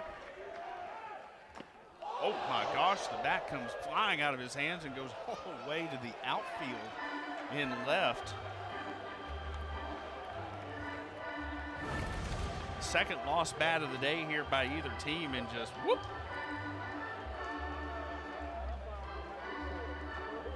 I mean, he threw that one a long way. Seen the Whataburger fry toss here between innings. He may need to get out there, and it's pretty sharp. Yeah. I need to dump about half the can. Yeah. I'd be like, hey, grab me a dry bat that's in the dugout. Swung on and missed there by Phelps. Has reached once here today on a walk. He has struck out. In the dirt, ball gets away, but the base is loaded, nowhere for anybody to go. And if I'm being honest, as a hitter, that is kind of in the back of your mind. Like you swing, you sling the bat, and then you may, you swing again this at bat. You maybe not try to take as hard of a cut, but because you don't want the bat to slip out of your hands again, it kind of gets in your head a little bit. Outside, 2-1.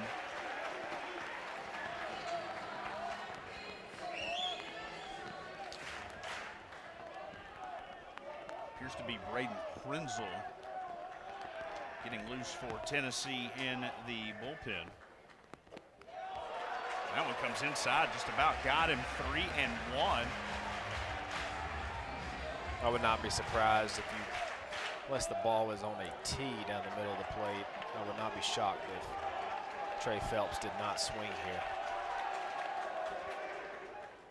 He swings that one through the hole. That one go to left field. Georgia's got its first run of the afternoon. Here's run number 2. Cut off, sliding in safely is Colby Branch. And Georgia gets the offense going here in the 5th. A 2-run shot with 2 away by Trey Phelps. Great job by Phelps. Like I mentioned, unless the ball was right there down the middle on a tee, I didn't feel like he was going to pull the trigger. That's exactly where that pitch was. Good piece of hitting. Now the fans are starting to get into it. As you can see, he finished that swing on his follow-through with only one hand on the bat. So Phelps drives the 3-1 to left for 2. It is 5-2, and here is tied for the nation's lead in home runs, Daniel Jackson. And time called as that one goes outside. It's going to be a pitch clock violation here on Evan Blanco.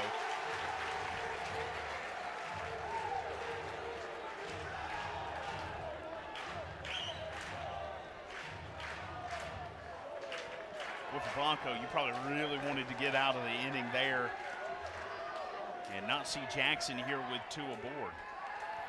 He'll look back to second and just lob one back to Newstrom, who's going to come in and talk with him.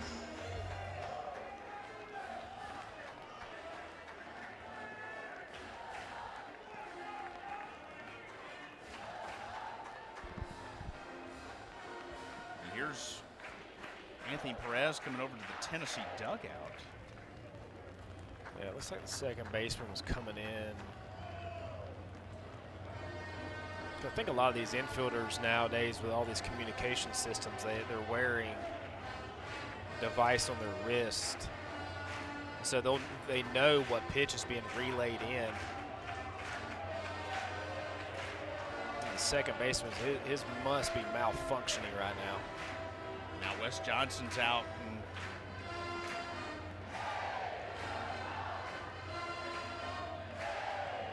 talking with Kevin Sweeney there at third base.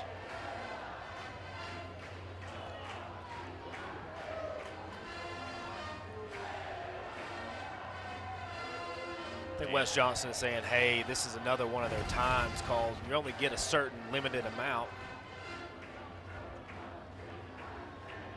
You see, yeah, pointing at his device not working, so Newstrom's got a new one there that he'll stick up in the hat.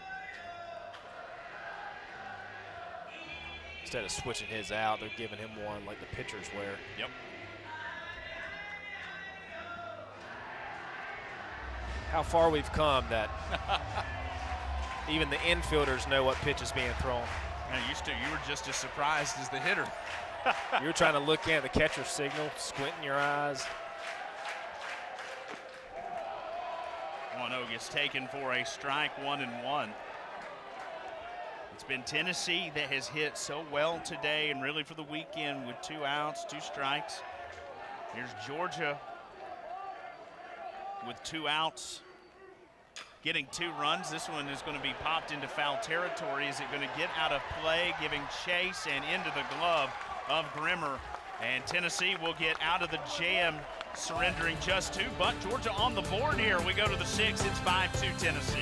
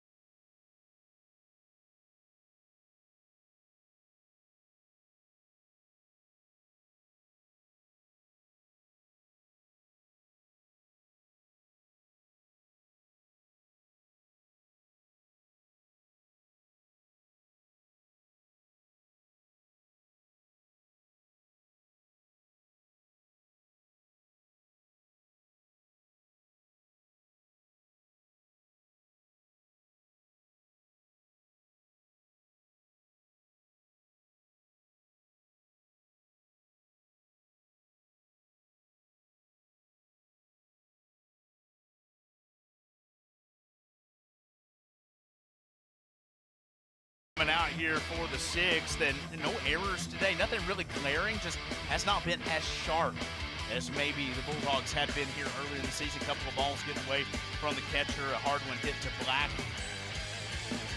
And with the conditions, probably not much of a surprise.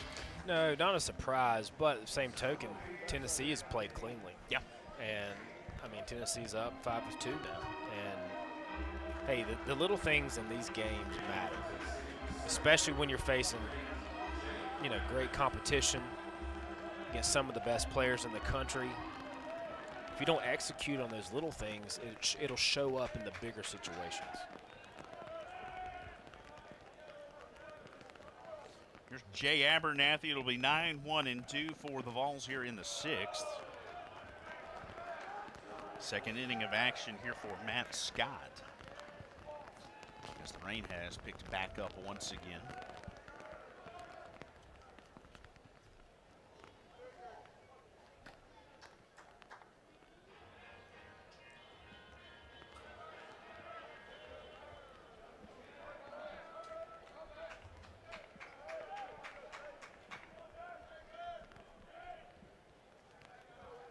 Georgia got the crowd into it there in the bottom of the 5th, scoring 2.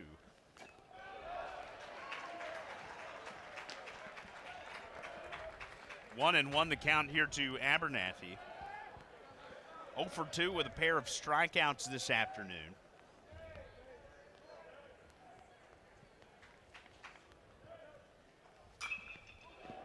Line foul towards the Georgia dugout.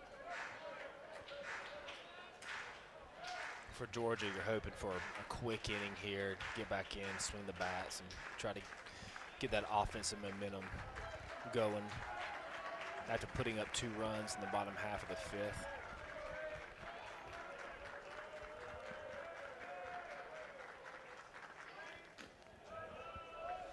Two and 2, and Evan Blanco giving up his first hit of the afternoon there in the bottom half of the 5th, giving up the 2 runs. 92 pitches now for him. You wonder how much longer he remains in the game,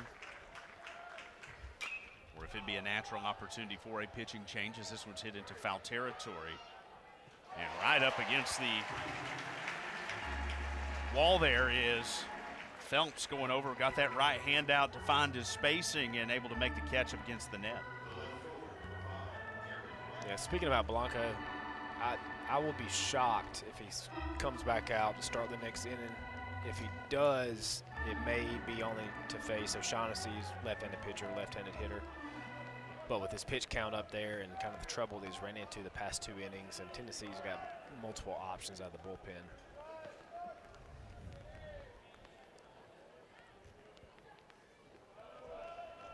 In the dirt as Tennessee goes back top of the order here, and Garrett Wright, who is 0 for 2, he's been hit once, and a couple of ground outs for him. And both teams up to today 2-0. If the starter hasn't done a nice job of eating innings, middle relief has come in and done a really good job. Both teams in really good bullpen shape here today, and you've seen Georgia on its 4th reliever of the afternoon.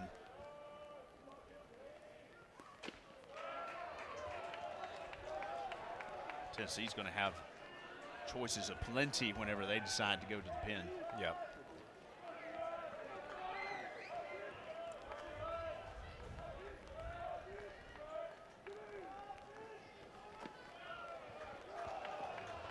Wright's going to walk on 4 straight.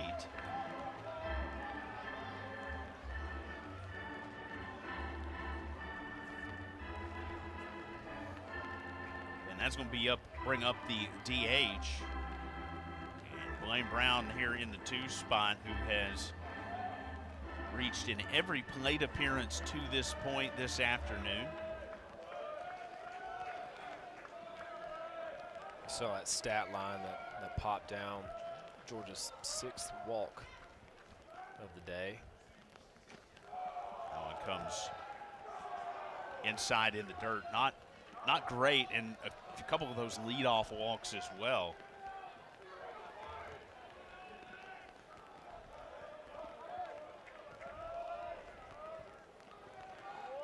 The innings that Georgia hasn't led things off with a walk haven't been punished for it, with runners coming across.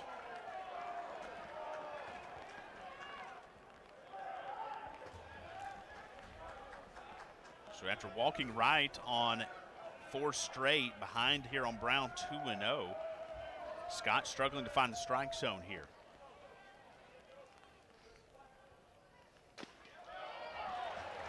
That one comes back for a strike, 2-1 the count.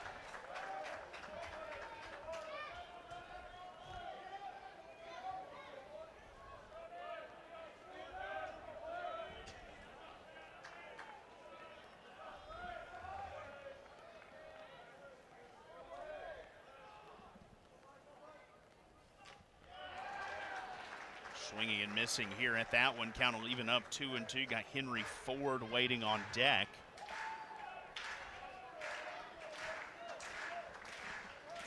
Scott really wants to try to finish Blaine Brown here. As you mentioned, with Henry Ford on deck, you don't want him to have to come back up with another couple of runners on base.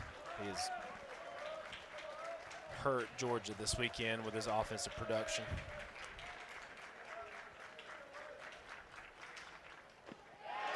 Swung on and missed for strike 3. 3rd strikeout here for Matt Scott. First time Brown has not reached today. Good breaking ball. Brown swinging right over the top of it. They got to refocus, reset. Tennessee's best hitter up to the plate.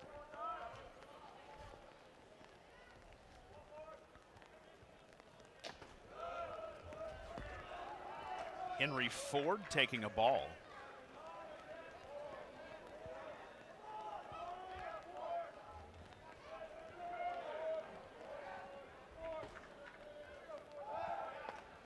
Throw back over to first. Will chase Garrett right back to the bag.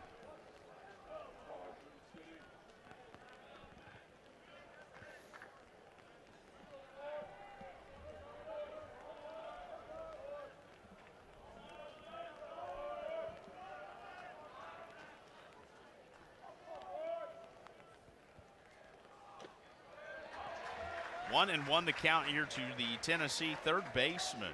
He's got a ground out, a 2-run homer back in the third. Reached on the fielder's choice back in the fourth.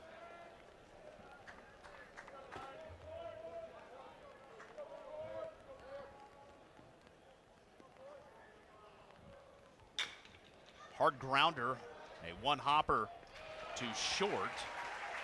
And we'll take the force at second. That'll get Georgia out of the inning here as we go to the bottom of the sixth with the home team trailing by 3.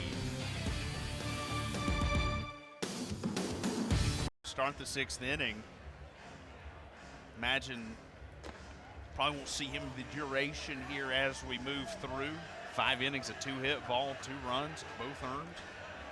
Has walked 3, faced the minimum through 3, walked 2 in the fourth, and then Georgia getting its first hits of the game in the fifth, so it's been progressively getting more in Georgia's favor as we've moved through this lineup, and it's going to be a pinch hitter here for Georgia as Bryce Callaway, the 6'4", 265 grad transfer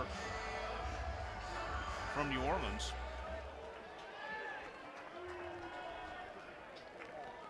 Pinch hitting for O'Shaughnessy, left-handed hitter. Tennessee's still got guys getting loose in the bullpen. They probably were like, hey, let's run out there this bottom half of the 6 and let you face the lefty, and then Georgia pinch hitting. Grounder, foul.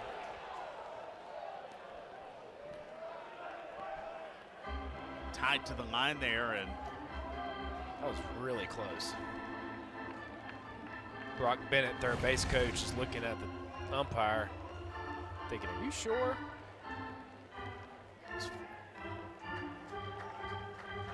It's where it goes over the bag.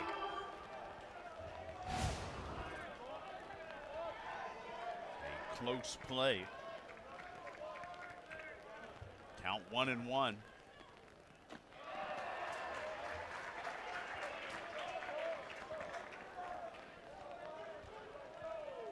4, 5, and 6 for Georgia here offensively in the 6th inning.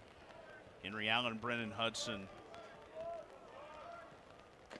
Wait behind him, 3-1 the count here to Callaway. And if the pinch hitter can do his job here and get aboard.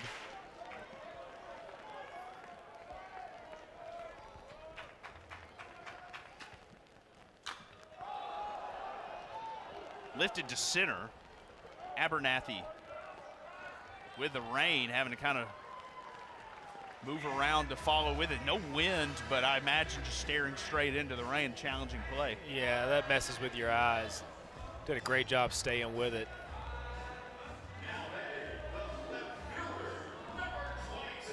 It's Abernathy, Georgia native from Ackworth and North Cobb High School. And here's Blanco. As many strikeouts nearly as putouts combined here between the fly balls and the ground outs. 9 of those combined, 7 strikeouts. As the left fielder Henry Allen is going to stand in. 98 pitches here. Here's 99. He's been effectively wild. If you look at his balls and strikes splits, he's probably, 55, 60% strikes.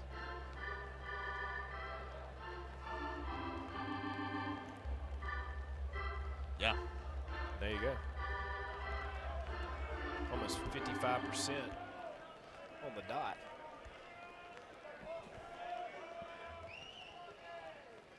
That one goes way outside, and catcher didn't even have a play on that one. No, you just don't even turn around. Just throw your hand back and ask for the ball from the umpire. Got the Tennessee dugout fired up. Getting a good laugh out of that one.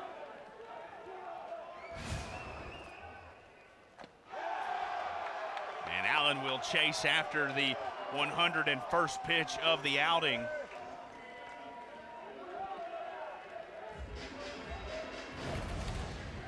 Two away.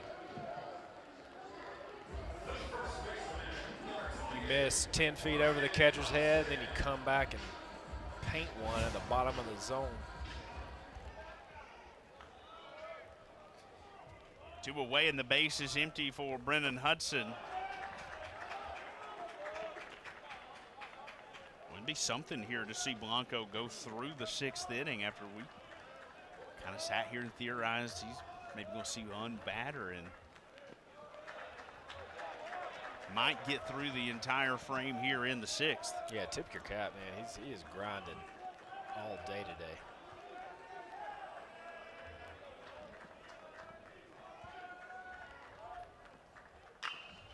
Grounded sharply foul. So Henry Allen now 0 for 3 on the day with 3 strikeouts. Not a good performance for him this afternoon. Brennan Hudson 0 for 2. He has struck out and popped out.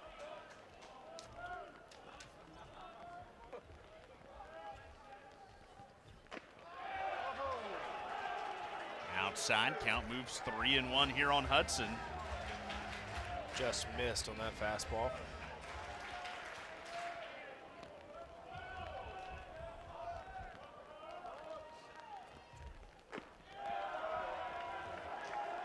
Takes a called strike 2 here, and the count is full.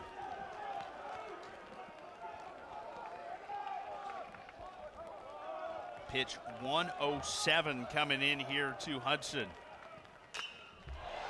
Well hit to right field. This one going back. That one off the scoreboard. Georgia will feed the trees for the first time this afternoon. A solo shot with 2 away for Brennan Hudson.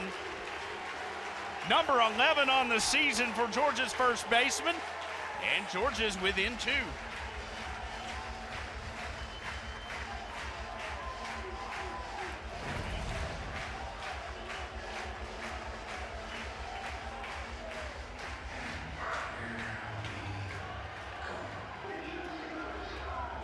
As that one launches off the scoreboard in right center, Georgia will chase Blanco from the contest. And what a performance by Evan Blanco here this afternoon, north of 100 pitches. And he will exit the game and surrender it to the Tennessee bullpen. You see Hudson's numbers: 11 home runs on 16 hits, 5 singles otherwise. There's a reason his slugging percentage is so high. So we will reset with the pitching change here as Georgia will see Tennessee's bullpen for the first time this afternoon. Dug out the left-hander, 5 2/3 here this afternoon. 3 hits, 3 earned runs, 3 walks, 8 strikeouts, 107 pitches. Outstanding performance for him for Sunday afternoon. Yeah, he did a great job. He battled through the elements all day today. And he has kept this Georgia lineup, which is one of the most prolific in the country, very quiet. Getting a little momentum here with the crowd now with this pitching change. And it'll be right-handed sophomore Braden Krenzel, 6'3", 226 from Dublin, Ohio. And one of the pitchers certainly we expected to see at some point here this weekend, 2.25 ERA. Yeah, he's a go-to guy out of the bullpen for Tennessee. 14 strikeouts, 2 walks, 8 innings pitched on the year. When you hear the Georgia crowd, he has had a hard time connecting with the catcher here during warm-ups. His friction with the baseball has been challenging. He has come out of the dugout, like brought a towel out to him. Of course, the home plate umpire is going to come out and check that towel. I think they're saying you can't really do that. And Wes Johnson immediately out talking with the third base umpire saying, what on earth is going on? Yeah. You have not seen that today from the Georgia pitchers. I don't know the rules about that. I don't know if I've actually seen that before, ever.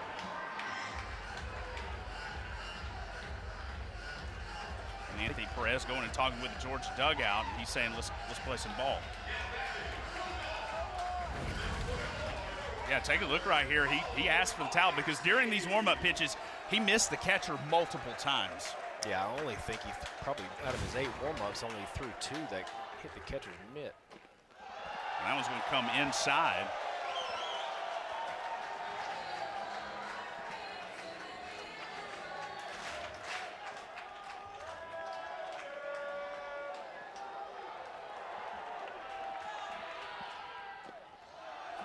That one grabs the outside half for a strike. 1-1 the count.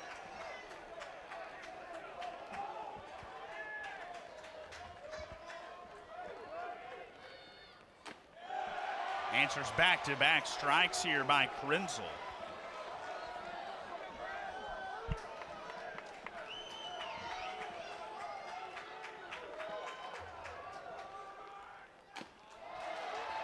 Tails low and away count evens up here 2-2.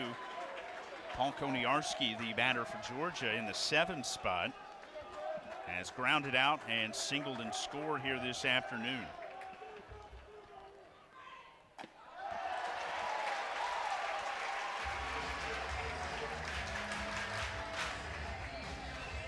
Krenzel's been able to paint the corners on his 2 strikes, but the 3 balls have not been particularly close. He'll have a payoff pitch here with 2 away. And he gets Koniarski to swing at one coming inside, and that'll get Tennessee out of the 6th inning. Krenzel does exactly as needed, but Georgia will get the crowd back into it here with a solo home run by Brennan Hudson with 2 out.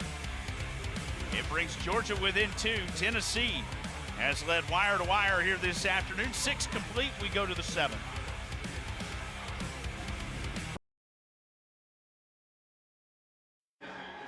Rainy afternoon in Foley Field. Bunch of folks have hung around here, and Tennessee led 5-0 after 3 innings and has not gotten a hit since that 3rd inning. Georgia pitching has been frequent with the changes here this afternoon. Matt Scott's kind of settled things down a little bit here after coming in the 5th. And Paul Farley did his job getting an inning of work as well. And now Georgia's offense has slowly started to come to life a little bit here. And now Georgia waiting on Blake Brimmer, the cleanup hitter, to come up out of the dugout after he was getting a little spray on the gloves. Yeah, I think he actually changed his batting gloves. Put some dry ones on. Don't blame him there.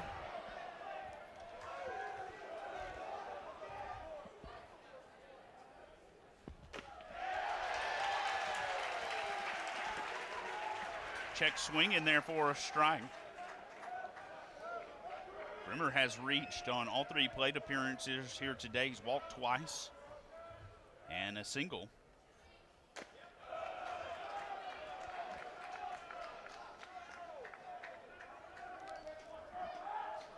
Six in the books, 5 runs on 5 hits for Tennessee. No hits since the 3rd inning. 7 balls left on base. Georgia 3 runs on 3 hits, no errors, neither team with an error. And Georgia has left 4.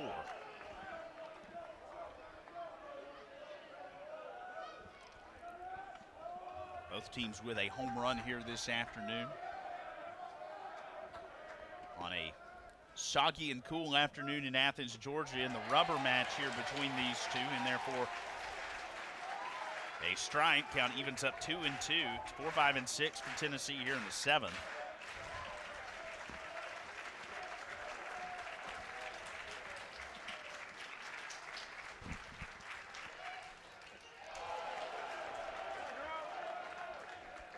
Swings and misses as that one as it goes to the backstop.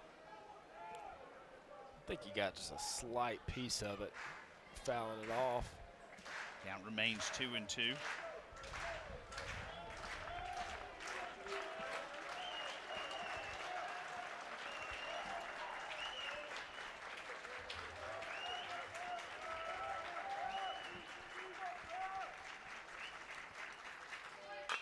Well hit, right to the 3rd baseman. Hudson will take it himself, 1 away. Good job by Hudson, just bodying that ball up, keeping it in front of him, able to make a play on it at first. Kind of rarity for Georgia today, getting that leadoff guy out.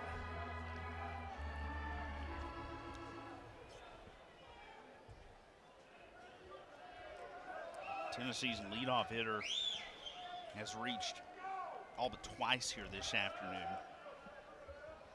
That'll be the 3rd. Well hit off the bag. That one's going to roll into right field for a base hit.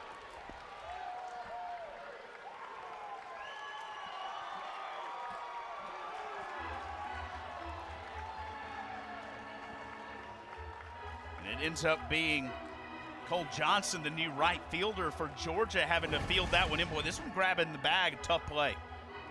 Yeah, Hudson had a chance to make a play on this ball. If you show him, he'll diving, and then it ricocheted and went the opposite direction. Must have hit the bag.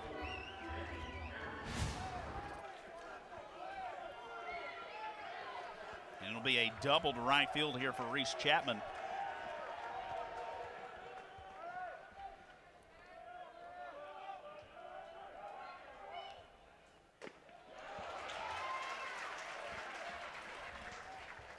Manny Marin.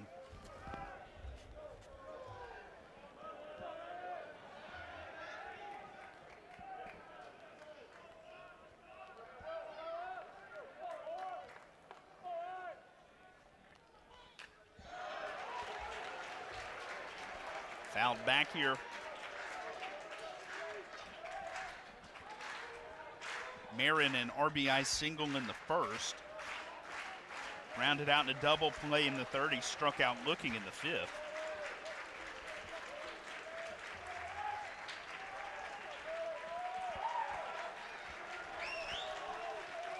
Pitch number 50 for Matt Scott on the way.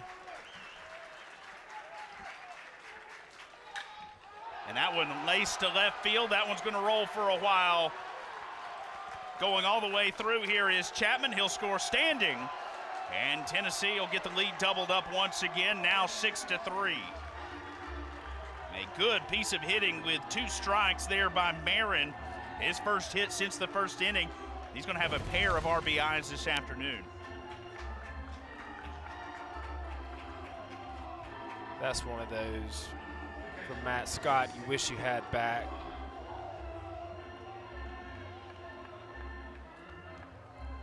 Great answer from Tennessee after Georgia put up a run in the bottom of the 6th.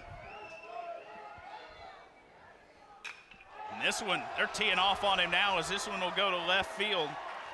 And it's 3 straight hits here off of Matt Scott. And well hit balls too. Yes.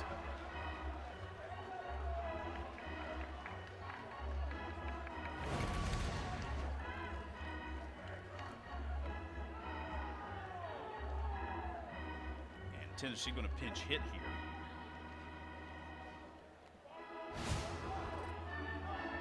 It'll be Tyler Myatt.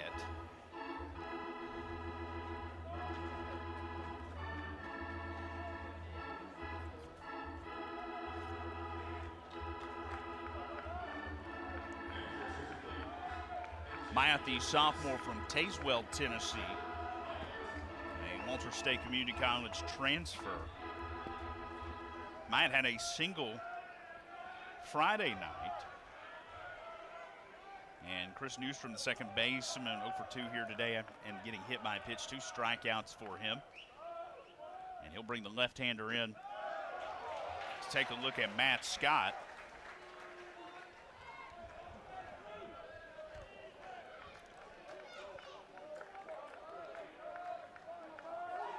So Scott got the leadoff hitter to ground out. It's been double, single, single since then for Tennessee. That one comes inside at him. 1-1 the count. Even with the 3 consecutive hits, Scott just needs to make one good pitch to generate a ground ball to get out of this jam.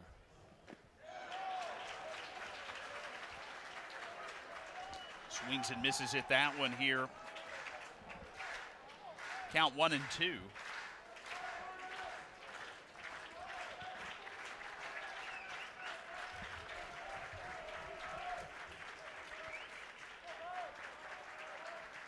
Checks that runner. Grounds this one foul.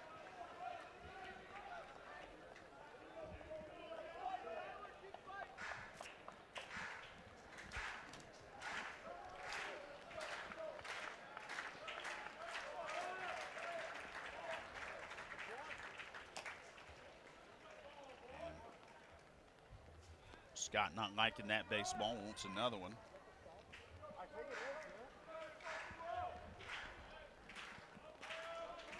He's probably gone through 6 dozen baseballs this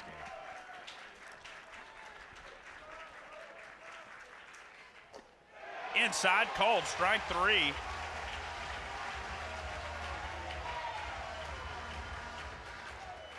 Pinch hitter will strike out.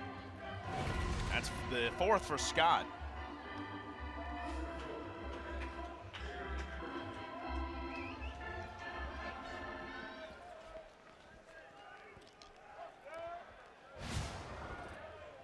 While it is still raining fairly hard, the sky has lightened up a pretty good bit. Yeah, it's got a little brighter out here. But it's been, it's been steady raining since, what, the 2nd inning, maybe? Started pretty early here this afternoon and was able to play through it on this synthetic turf. But this is the brightest that the sky has been since the 1st inning before it started raining. Jay Abernathy fouling this way, so maybe get a break here in a few minutes.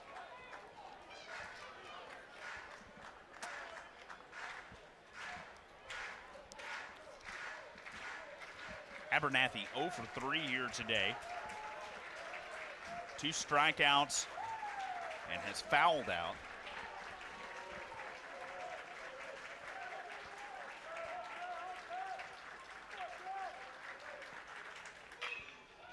Well hit to second base. Black will take it on 1 hop, and that'll get Georgia out of the jam. Tennessee will leave 2 as we head to the bottom of the 7th. Stretch time in Athens. Bottom of the 7th inning. Everybody has stretched here in Athens on a rainy afternoon here at Foley Field. Crowd hanging in there, and tip of our cap to our crew. We're nice and comfortable up here under the awning and in the press box, but our crew out in the elements here this afternoon, toughing it out, in a hat tip to everybody working with us here this afternoon, making this one possible, bringing you the sights and sounds from Athens, Georgia, doing a phenomenal job as always.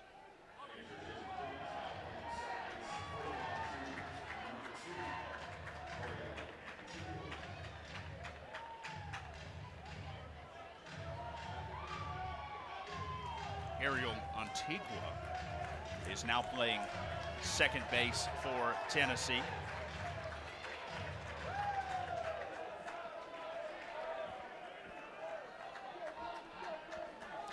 So Tyler Myatt hit for Chris Newstrom there in the top half of the inning. It's 8-9-1 for Georgia offensively here in the 7th.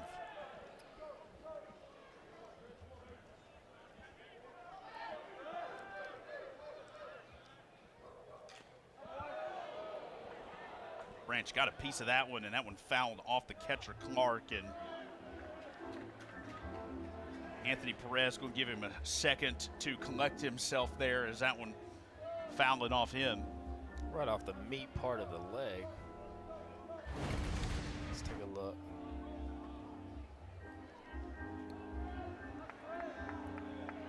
Ooh. Oh, top part of the knee. That one definitely hurt. You saw him immediately go to the ground. We'll turn some nice colors tomorrow. Though, too. That one comes inside.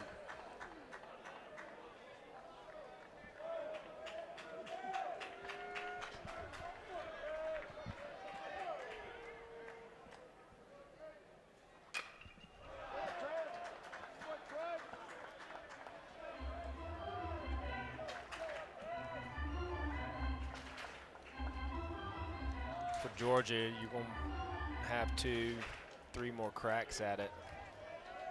Really want to try to get some base runners on. Like I said, it's to the point where if it's a hit by pitch, walk, it doesn't matter. Your goal now is to pass the rope to the next guy. Try to ring together Little rally.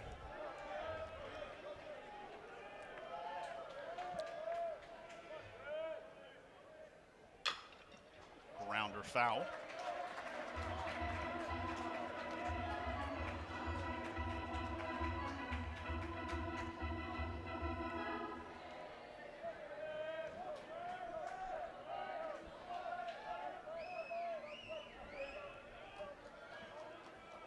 It's almost completely stopped raining, just the lightest of mist falling, and the sun almost acts like it wants to peek out here. And this one is well hit, but foul.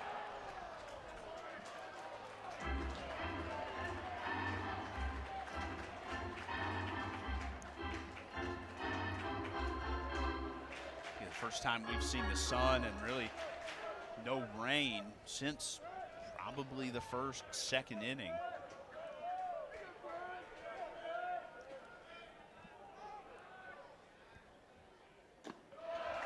Outside, count moves full here on Branch.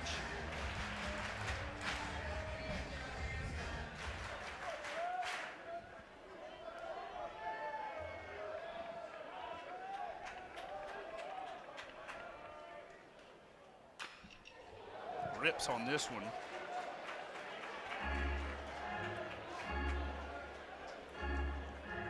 a fresh set of balls coming out here to Anthony Perez. Sticks him in that pouch there on the side. I bet that pouch is probably just as wet as he is. Yeah, it's probably waterlogged. So those balls will be nice and damp before they even go out there to the pitcher. 10th of the at-bat here. As Branch just, well, he's got something he's looking for. He keeps pulling them there to left field. He keeps fighting, keeps fighting.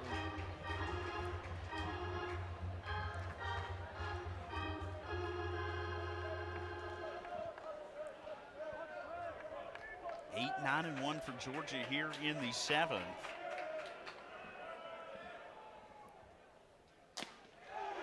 Called strike 3 on the outer half. And after the battle with Colby Branch, it'll be Krenzel coming out on top, 1 away. Good pitch by Krenzel. Painting the outer corner of the plate.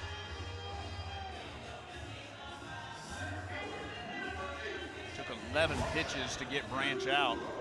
10 strikeouts today for the staff. It's been an impressive afternoon for this Tennessee pitching staff, holding this Georgia offense to 3 runs on 3 hits. And here's Rylan Lujo. He kind of got that rally going a little bit in the 5th. Koniarski singled, Branch walked, and then he got hit on the first pitch he saw. This one's going to go right back up the middle for a base hit. Before Phelps drove 2 in, 2 batters later. Going back to your comment about the pitching staff for Tennessee, Georgia coming into this series averaging 11, 12 runs a game. And between the Friday night game, Saturday game, and today, they've only scored 11 runs total.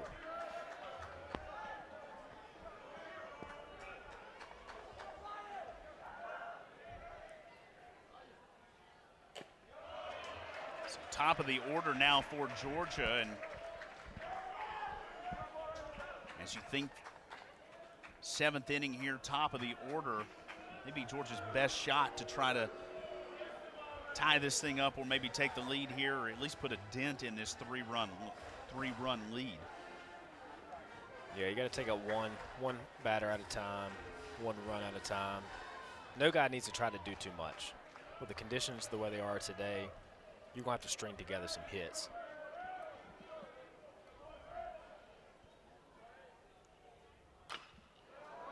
Black fouling this one off the foot or the leg.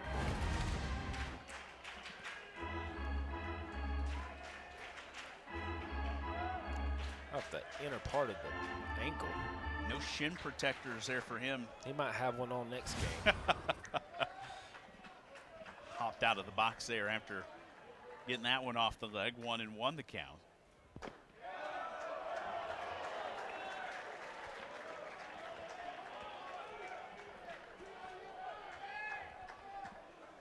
Krenzel just missing on that fastball. 92 miles an hour there on that one. Lujo at first.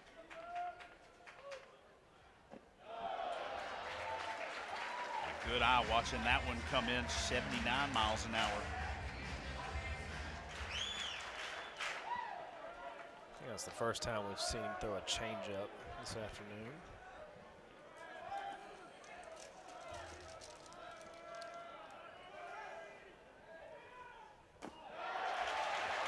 Inside.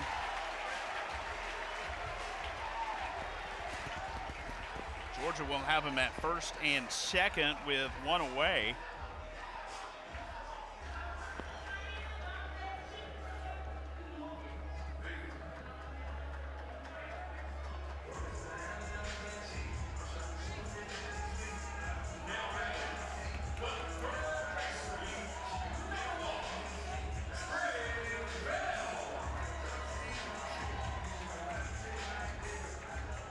Here's the first baseman, Trey Phelps. Struck out, walked in the first and fourth innings, drove 2 in with a single in the 5th.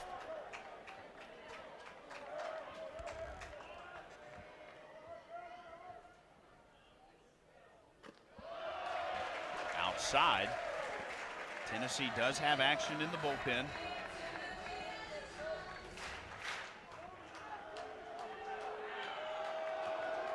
And time called.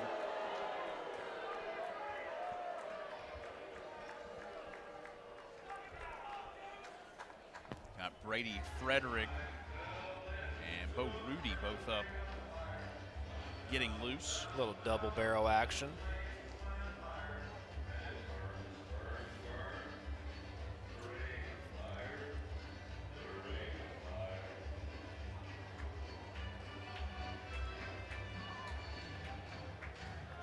That mound visit is twofold. It's one, hey, let me go take a minute to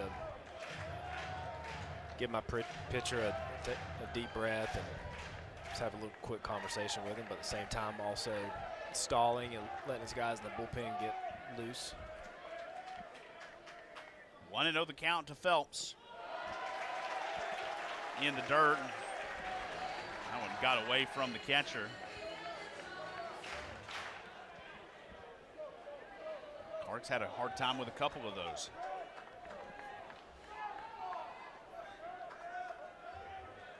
He's done a good job back there today.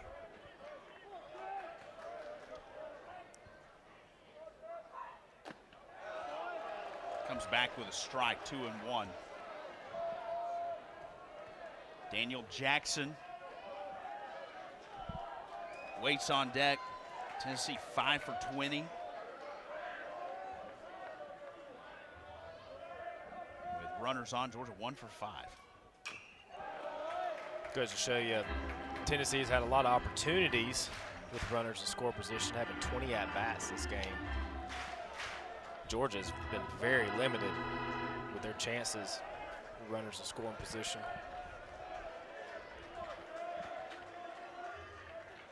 That's 5 for 20 runners aboard. Georgia 1 for 5. It's been a quiet afternoon generally for the bats for Georgia, just 4 hits.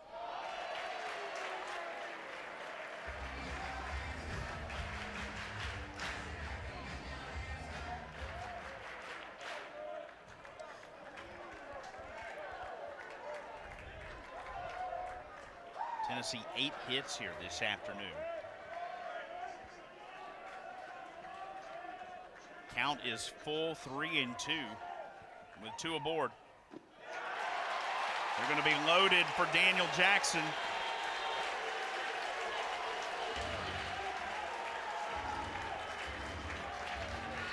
Move Lujo to third, Ryan Black goes to second. Phelps will take first.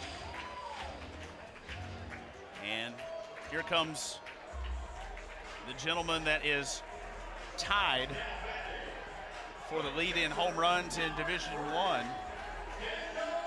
1,000 slugging percentage, 14 home runs, 35 RBIs, all leading the SEC. If you're Georgia, this is the guy you want in this position. One swing at the bat can take the lead here. In many respects, this might be the game right here, and Georgia's best opportunity. And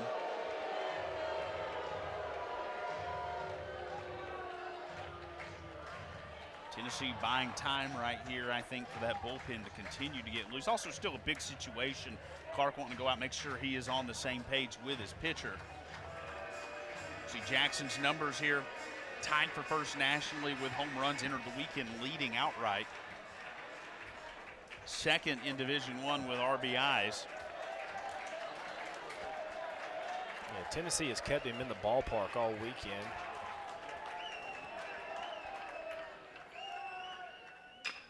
This one back up the middle for a base hit. That one will go to center. One run's going to come across. Throwback to second's cut off. No throwback. Home sliding in safely is Ryan Black. Georgia's going to cut the lead to 1.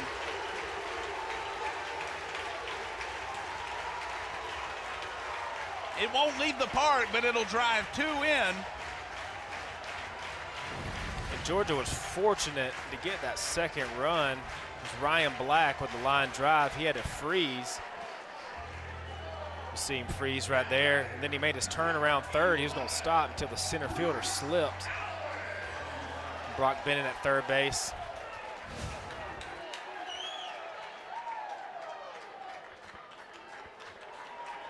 And he jumps on the first one he sees for the 2-run single. Wes Johnson asks for time. He's going to pull his runners and his next hitter up. It'll be Bryce Callaway once again.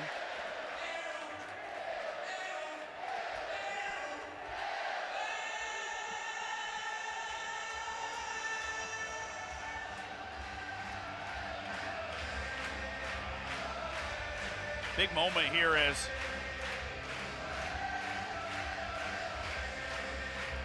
it's a loud conversation that Trey Phelps is really doing most of the talking down there. Obviously, he's gotten the advantage of seeing Krenzel here and can offer some advice to Callaway here, the designated hitter, now designated hitter, who's going to bat for the second time today after pinch hitting for Michael O'Shaughnessy in the 6th.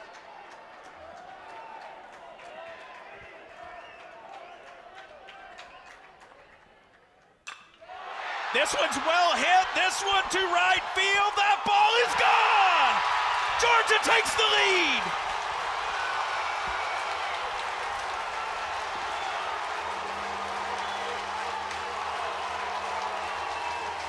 Bryce Callaway to the trees the second time this afternoon and the season.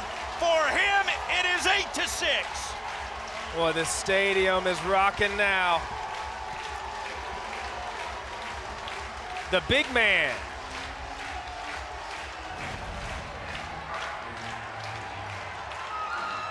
He only needed one.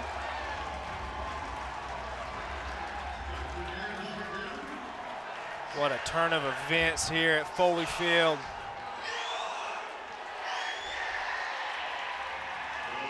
Georgia crowd is pumped up.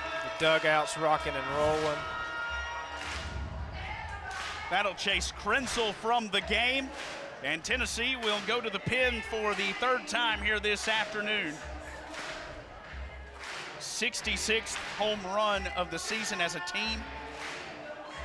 Nearly 20 ahead of Vanderbilt. Timeout for the pitching change here as Tennessee will go to the pen, and we'll see Bo Rudy. He fields significantly here in the bottom of the 7th, and Bryce Callaway fired up.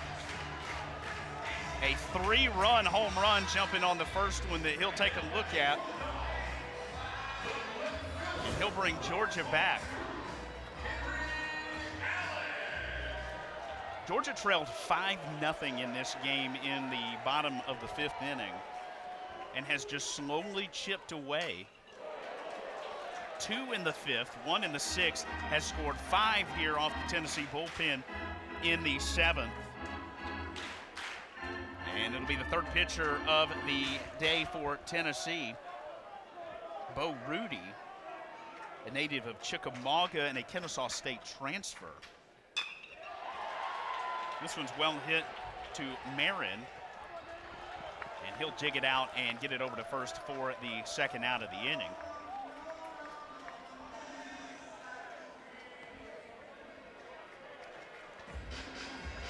Here's Brennan Hudson.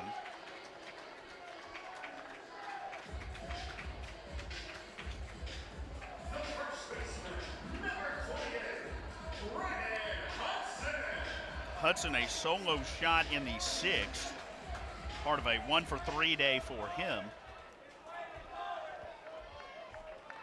And the rain starting to pick back up a little bit here. Yeah, for Georgia being down 5-0 early in the ball game, the goal is to slowly try to, well, A, pitch and play defense to prevent Tennessee from scoring many more runs or any more runs, but as an offensive unit is to slowly at-bat to the next at-bat to the next AB, get a run here, get a run there, get guys on base.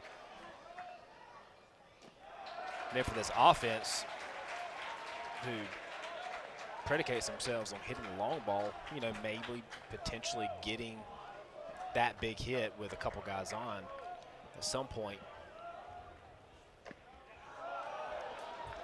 And that big answer by Callaway has put him ahead. Colby Branch had a 11-pitch at bat to lead things off before he struck out looking. Hudson will swing and miss here for the third out of the inning, but Georgia will score 5 runs here in the seventh. A 2-run single there by Daniel Jackson, and then 1 pitch for the designated hitter, Bryce Callaway, driving 3 across. We go to the 8th.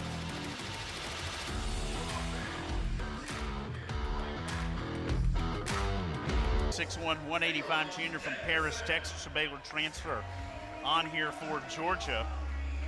6th pitcher used here this afternoon for Georgia.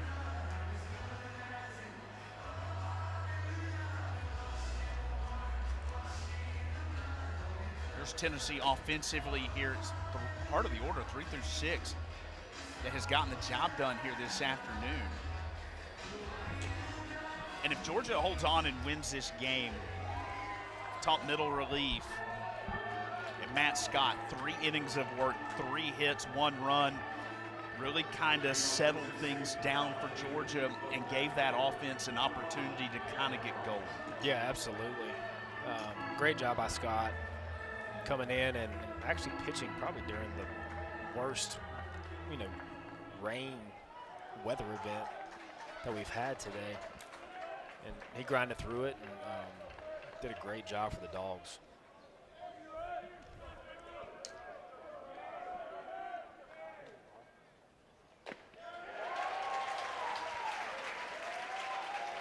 We mentioned that prior to last inning, Tennessee hadn't gotten a hit since the 3rd. But then a double, single, single in consecutive order there in the 7th. Got Tennessee a run out of those 3 hits. And a good way to get it started here for Jamison, as this one will get popped to Hudson. This is a big top half for Georgia. You're facing the first 3 hitters of Tennessee's lineup. If they can get out of this inning unblemished,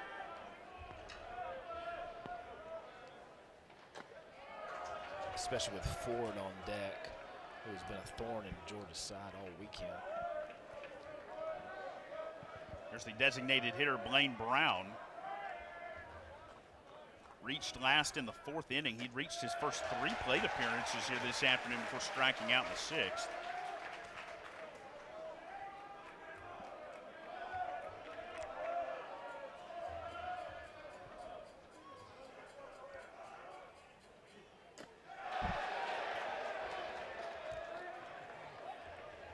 Jammed him up high. We'll check his swing. He didn't go. 2-1 to Brown. Rain appears to have completely stopped for the moment.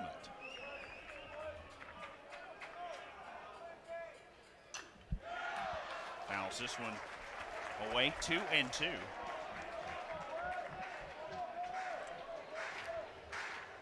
All 3 games this weekend back and forth. Yeah, it's been a very competitive series. These are 2 teams that feel fairly evenly matched. There's a high bouncer to third base. Hudson will take it himself, 2 down.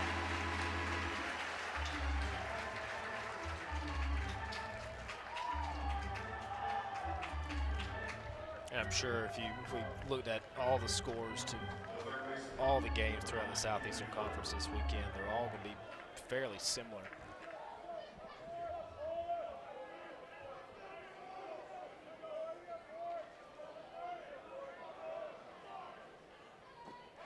Swung on and missed here for strike 1. Here's Henry Ford.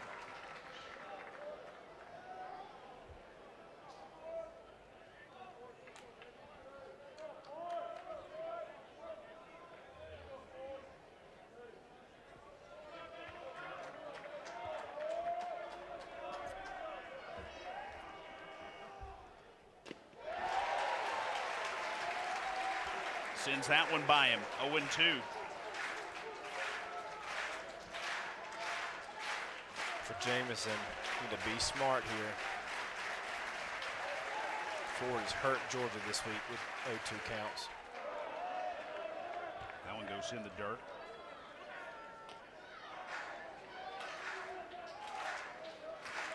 We'll go back to Friday night.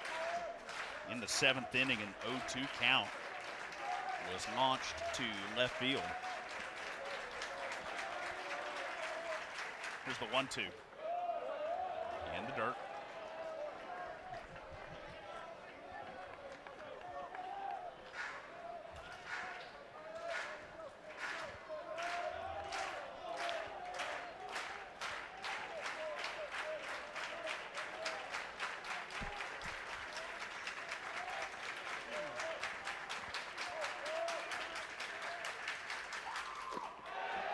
Inside, and after being ahead 0-2,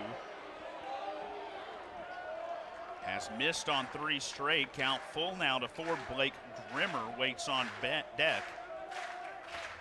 He's reached in 3 out of 4 appearances here today. Swung on and missed for strike 3. It's a 1-2-3 inning for Caleb Jamison in relief through the top of the Tennessee order, as he gets Tennessee's best hitter to swing and miss for his first strikeout of the afternoon. We go to the bottom of the 8th.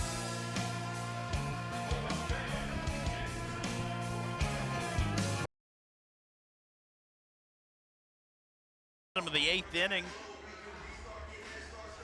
Tennessee had led this game wire to wire until the bottom half of the 7th inning, when Bryce Callaway sent a 3-run home run to right.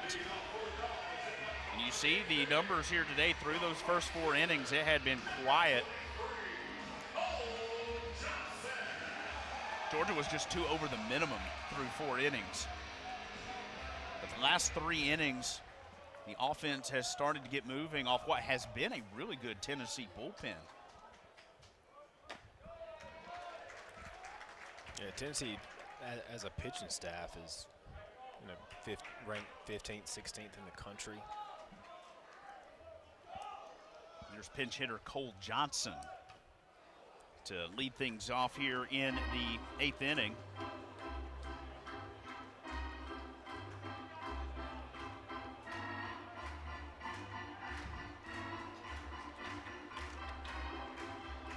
.378 hitter on the season is the freshman from Watkinsville.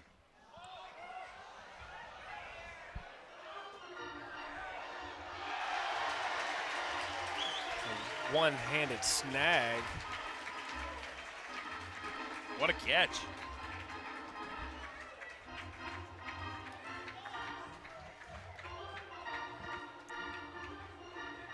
That is very hard to catch a foul ball from that spot in this stadium. Probably still a little wet, a little misty out. It is very rare that a ball finds itself on the front row behind home plate. That's coming straight up, straight down. Yeah, it did ricochet off the top of the overhang, but Johnson will swing and miss for the first out of the inning.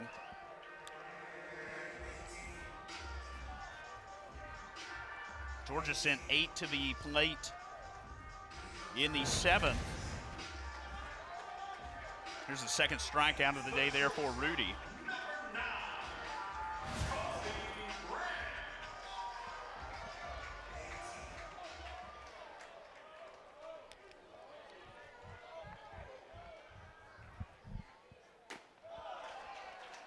That one comes high.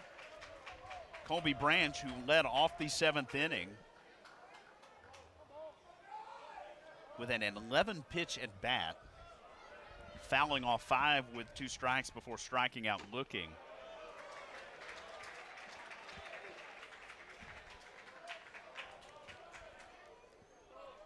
yeah, although he struck out his last at bat, he really worked that count.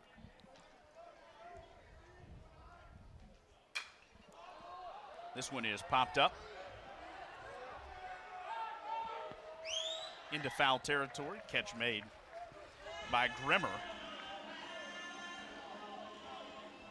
And 2 away here, and that'll bring up the 9-hitter Rylan Lujo.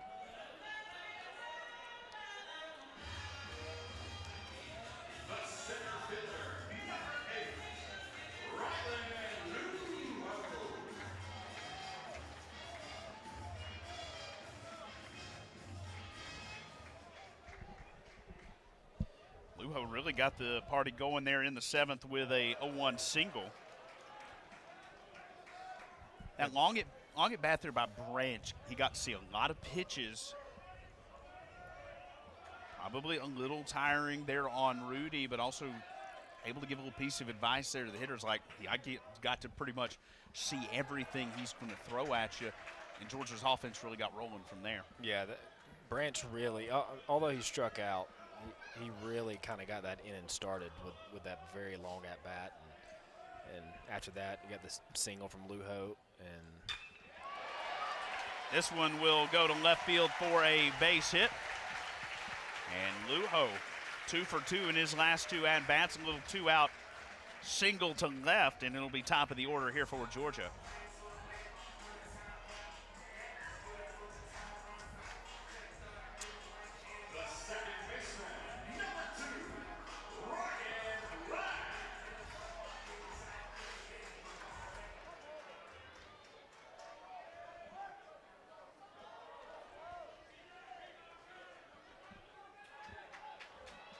Ryan Black walked in the 7th. Here's a high chopper to first. Hudson will take it himself and step on the bag, and that'll do it for Georgia here in the 8th inning. Tennessee down to its final 3 outs as we go to the top of the 9th.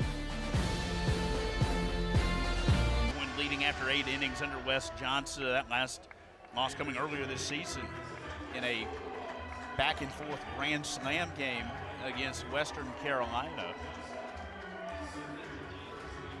And prior to Friday, it was the last time that Georgia had lost.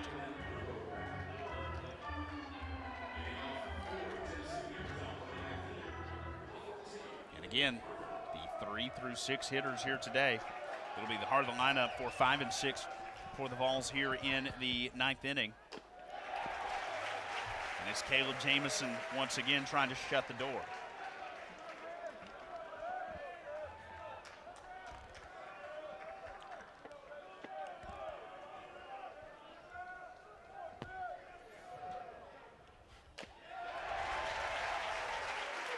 Oh, and 2.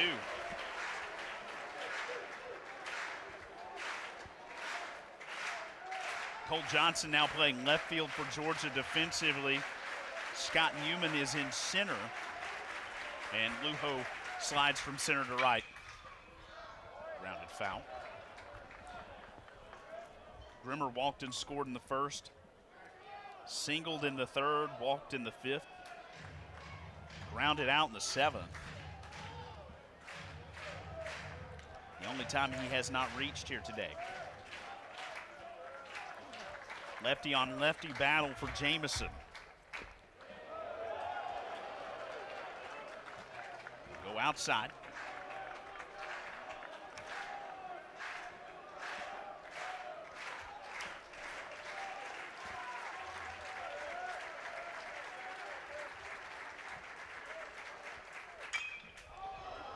Well hit, this one tailing back to left center field. That ball on the run, it is gone.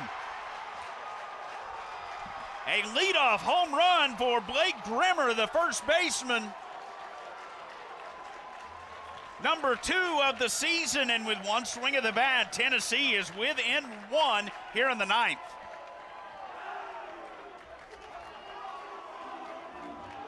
Grimmer showing some opposite field power.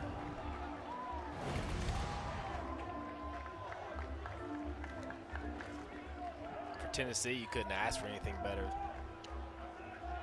For Georgia, getting that leadoff guy out.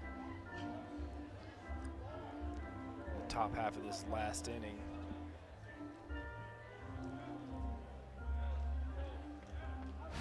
Very important to do.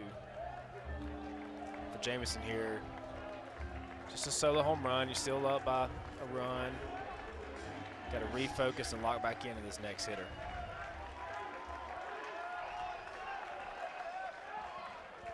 So the base is clear, nobody out. Here's Reese Chapman, the right fielder. He's got a pair of doubles today.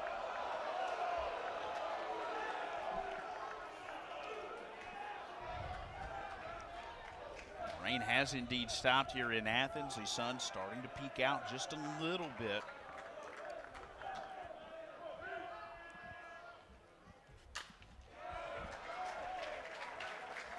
This one line foul out of play, 1-1 the count. So Grimmer reaches every plate appearance but one. Chapman has done the same here so far today.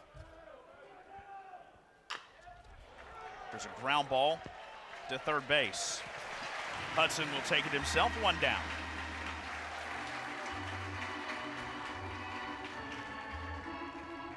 It's been such an evenly matched series all weekend. You wouldn't expect Game 3 to be anything different.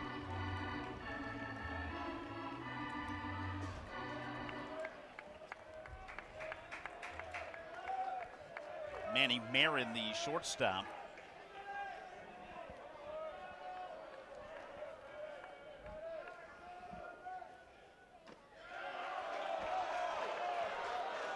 Marin, another one.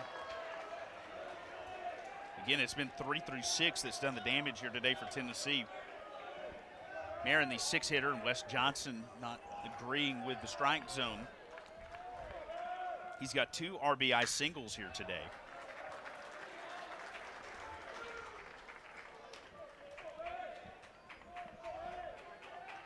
Ground out and a strikeout.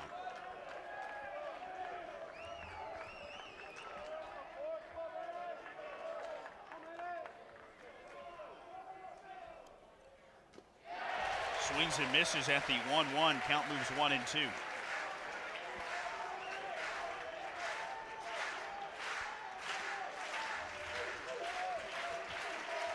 Behind Marin, it's the catcher Levi Clark.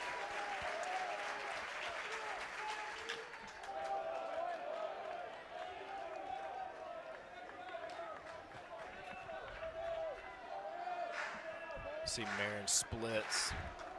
Batting .750 this year versus left-handed pitchers.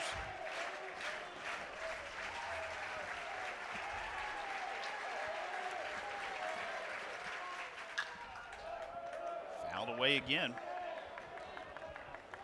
That left-hand pitching, he's going pull side. Yeah, at this point with 2 strikes, anything close, you're going to try to hack at it. Try to wait to see if you can get you a better pitch to hit.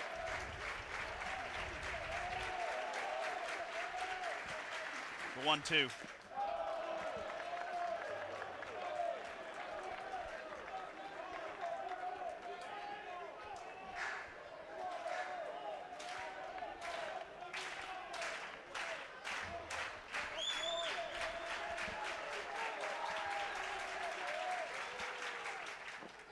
Swung on and missed for strike 3, 2 down in the 9th. Great battle between Jamison and Marin. Jamison making the quality pitch down in the zone, slider.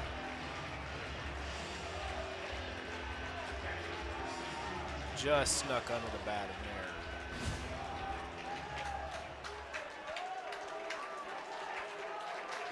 Here's the 7-hitter Levi Clark with 2 away. Clark is 1 for 2 on the afternoon.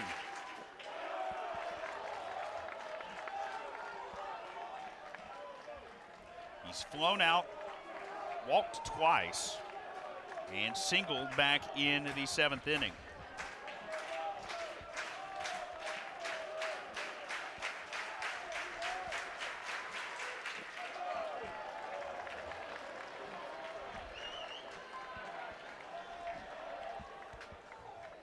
And Wes Johnson's going to come out of the dugout and talk with his left-hander here. It seemed like Jamison letting the emotions get to him a little bit, crowd on his feet, clapping. We got 2 outs. Maybe trying to overthrow his fastball a little bit.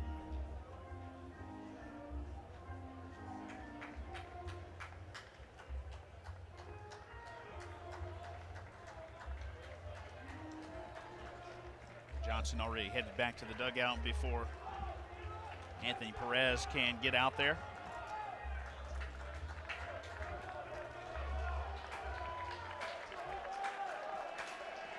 It's Ariel Antigua waiting on deck.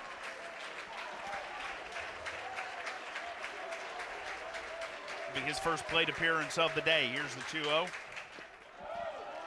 This is 3-0.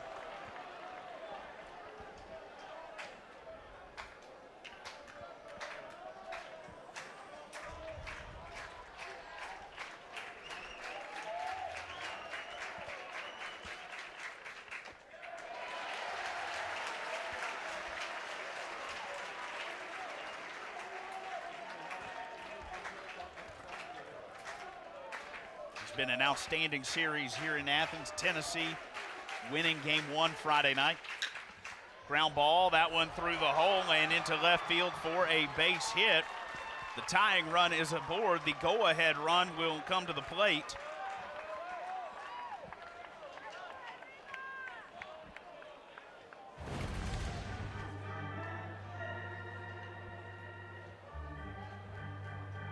Actually, it looks like Antigua's going to head to the dugout. It's going to be Stone Lawless pinch hitting.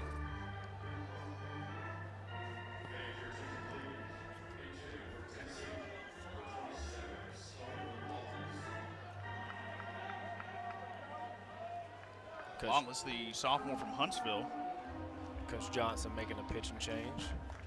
Had a home run Friday night against the Georgia bullpen. And we will have a pitching change here.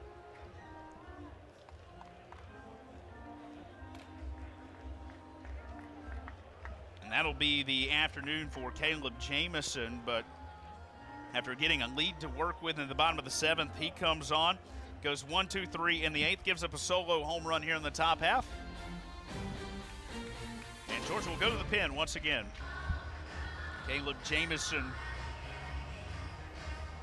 works 1 2/3 here this afternoon. The tying run at first will be his.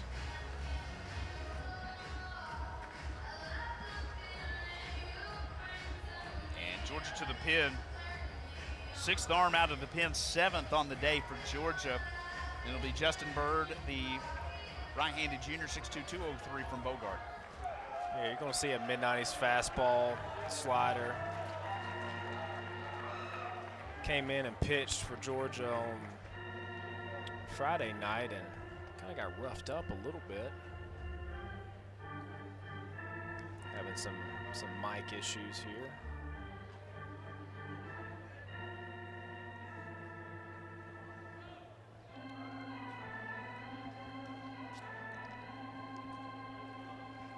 So Levi Clark, the catcher, walked with 2 outs. He's at first.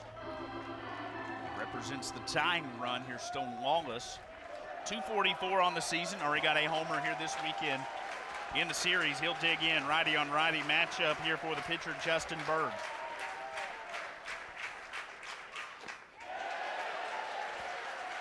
Got a piece of it, 0-1. Tennessee coming in here, winning game 1 of the series Friday night. Georgia evening it up yesterday. Rubber match here this afternoon. And the opening weekend of SEC play. Well hit, this one to left field, this one going back at the wall. He made the catch! Oh, he caught it. Gosh!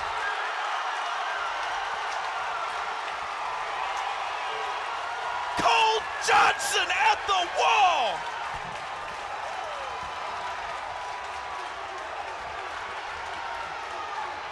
Cole Johnson just robbed a home run to win this game for Georgia.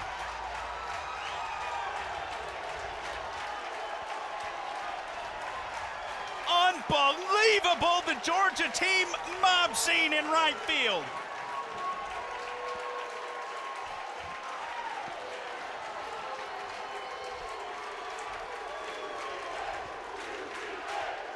What a series to get SEC play started. Wow, that's all I can say. Wow. Everyone in the stadium thought that ball was gone, except one person, Cole Johnson. How about the freshman? First of all, the 0-1. Stone Wallace gets just about every inch of it. You see him slam the bat down. He thinks that he has just taken the lead. Watch the freshman. Brings it back. Just the way he was timing it up, he felt like he had a beat on it, but you never know until it actually lands in the glove, and Justin Bird fired up. Excitement to disappointment in just a matter of seconds. The game of emotions. What a start to this SEC opening weekend. And how about the freshman from 10 minutes down the road in Watkinsville? You come home to play for the home team, and you make a play like that in your freshman year. And what a game here today. Tennessee led 5-0 early. Georgia just never quit, kept coming back. It looked like Tennessee had just retaken the lead. But that was unbelievable. Georgia wins the series 2-1. 2-1 in SEC play. Georgia back in action here on Tuesday against the Citadel on the SEC Network. For our entire SEC Network crew, bringing you a great one here this weekend. Brett Deloach, Caleb Brady, so long from Athens, Georgia. A winner, 8-7 on Sunday.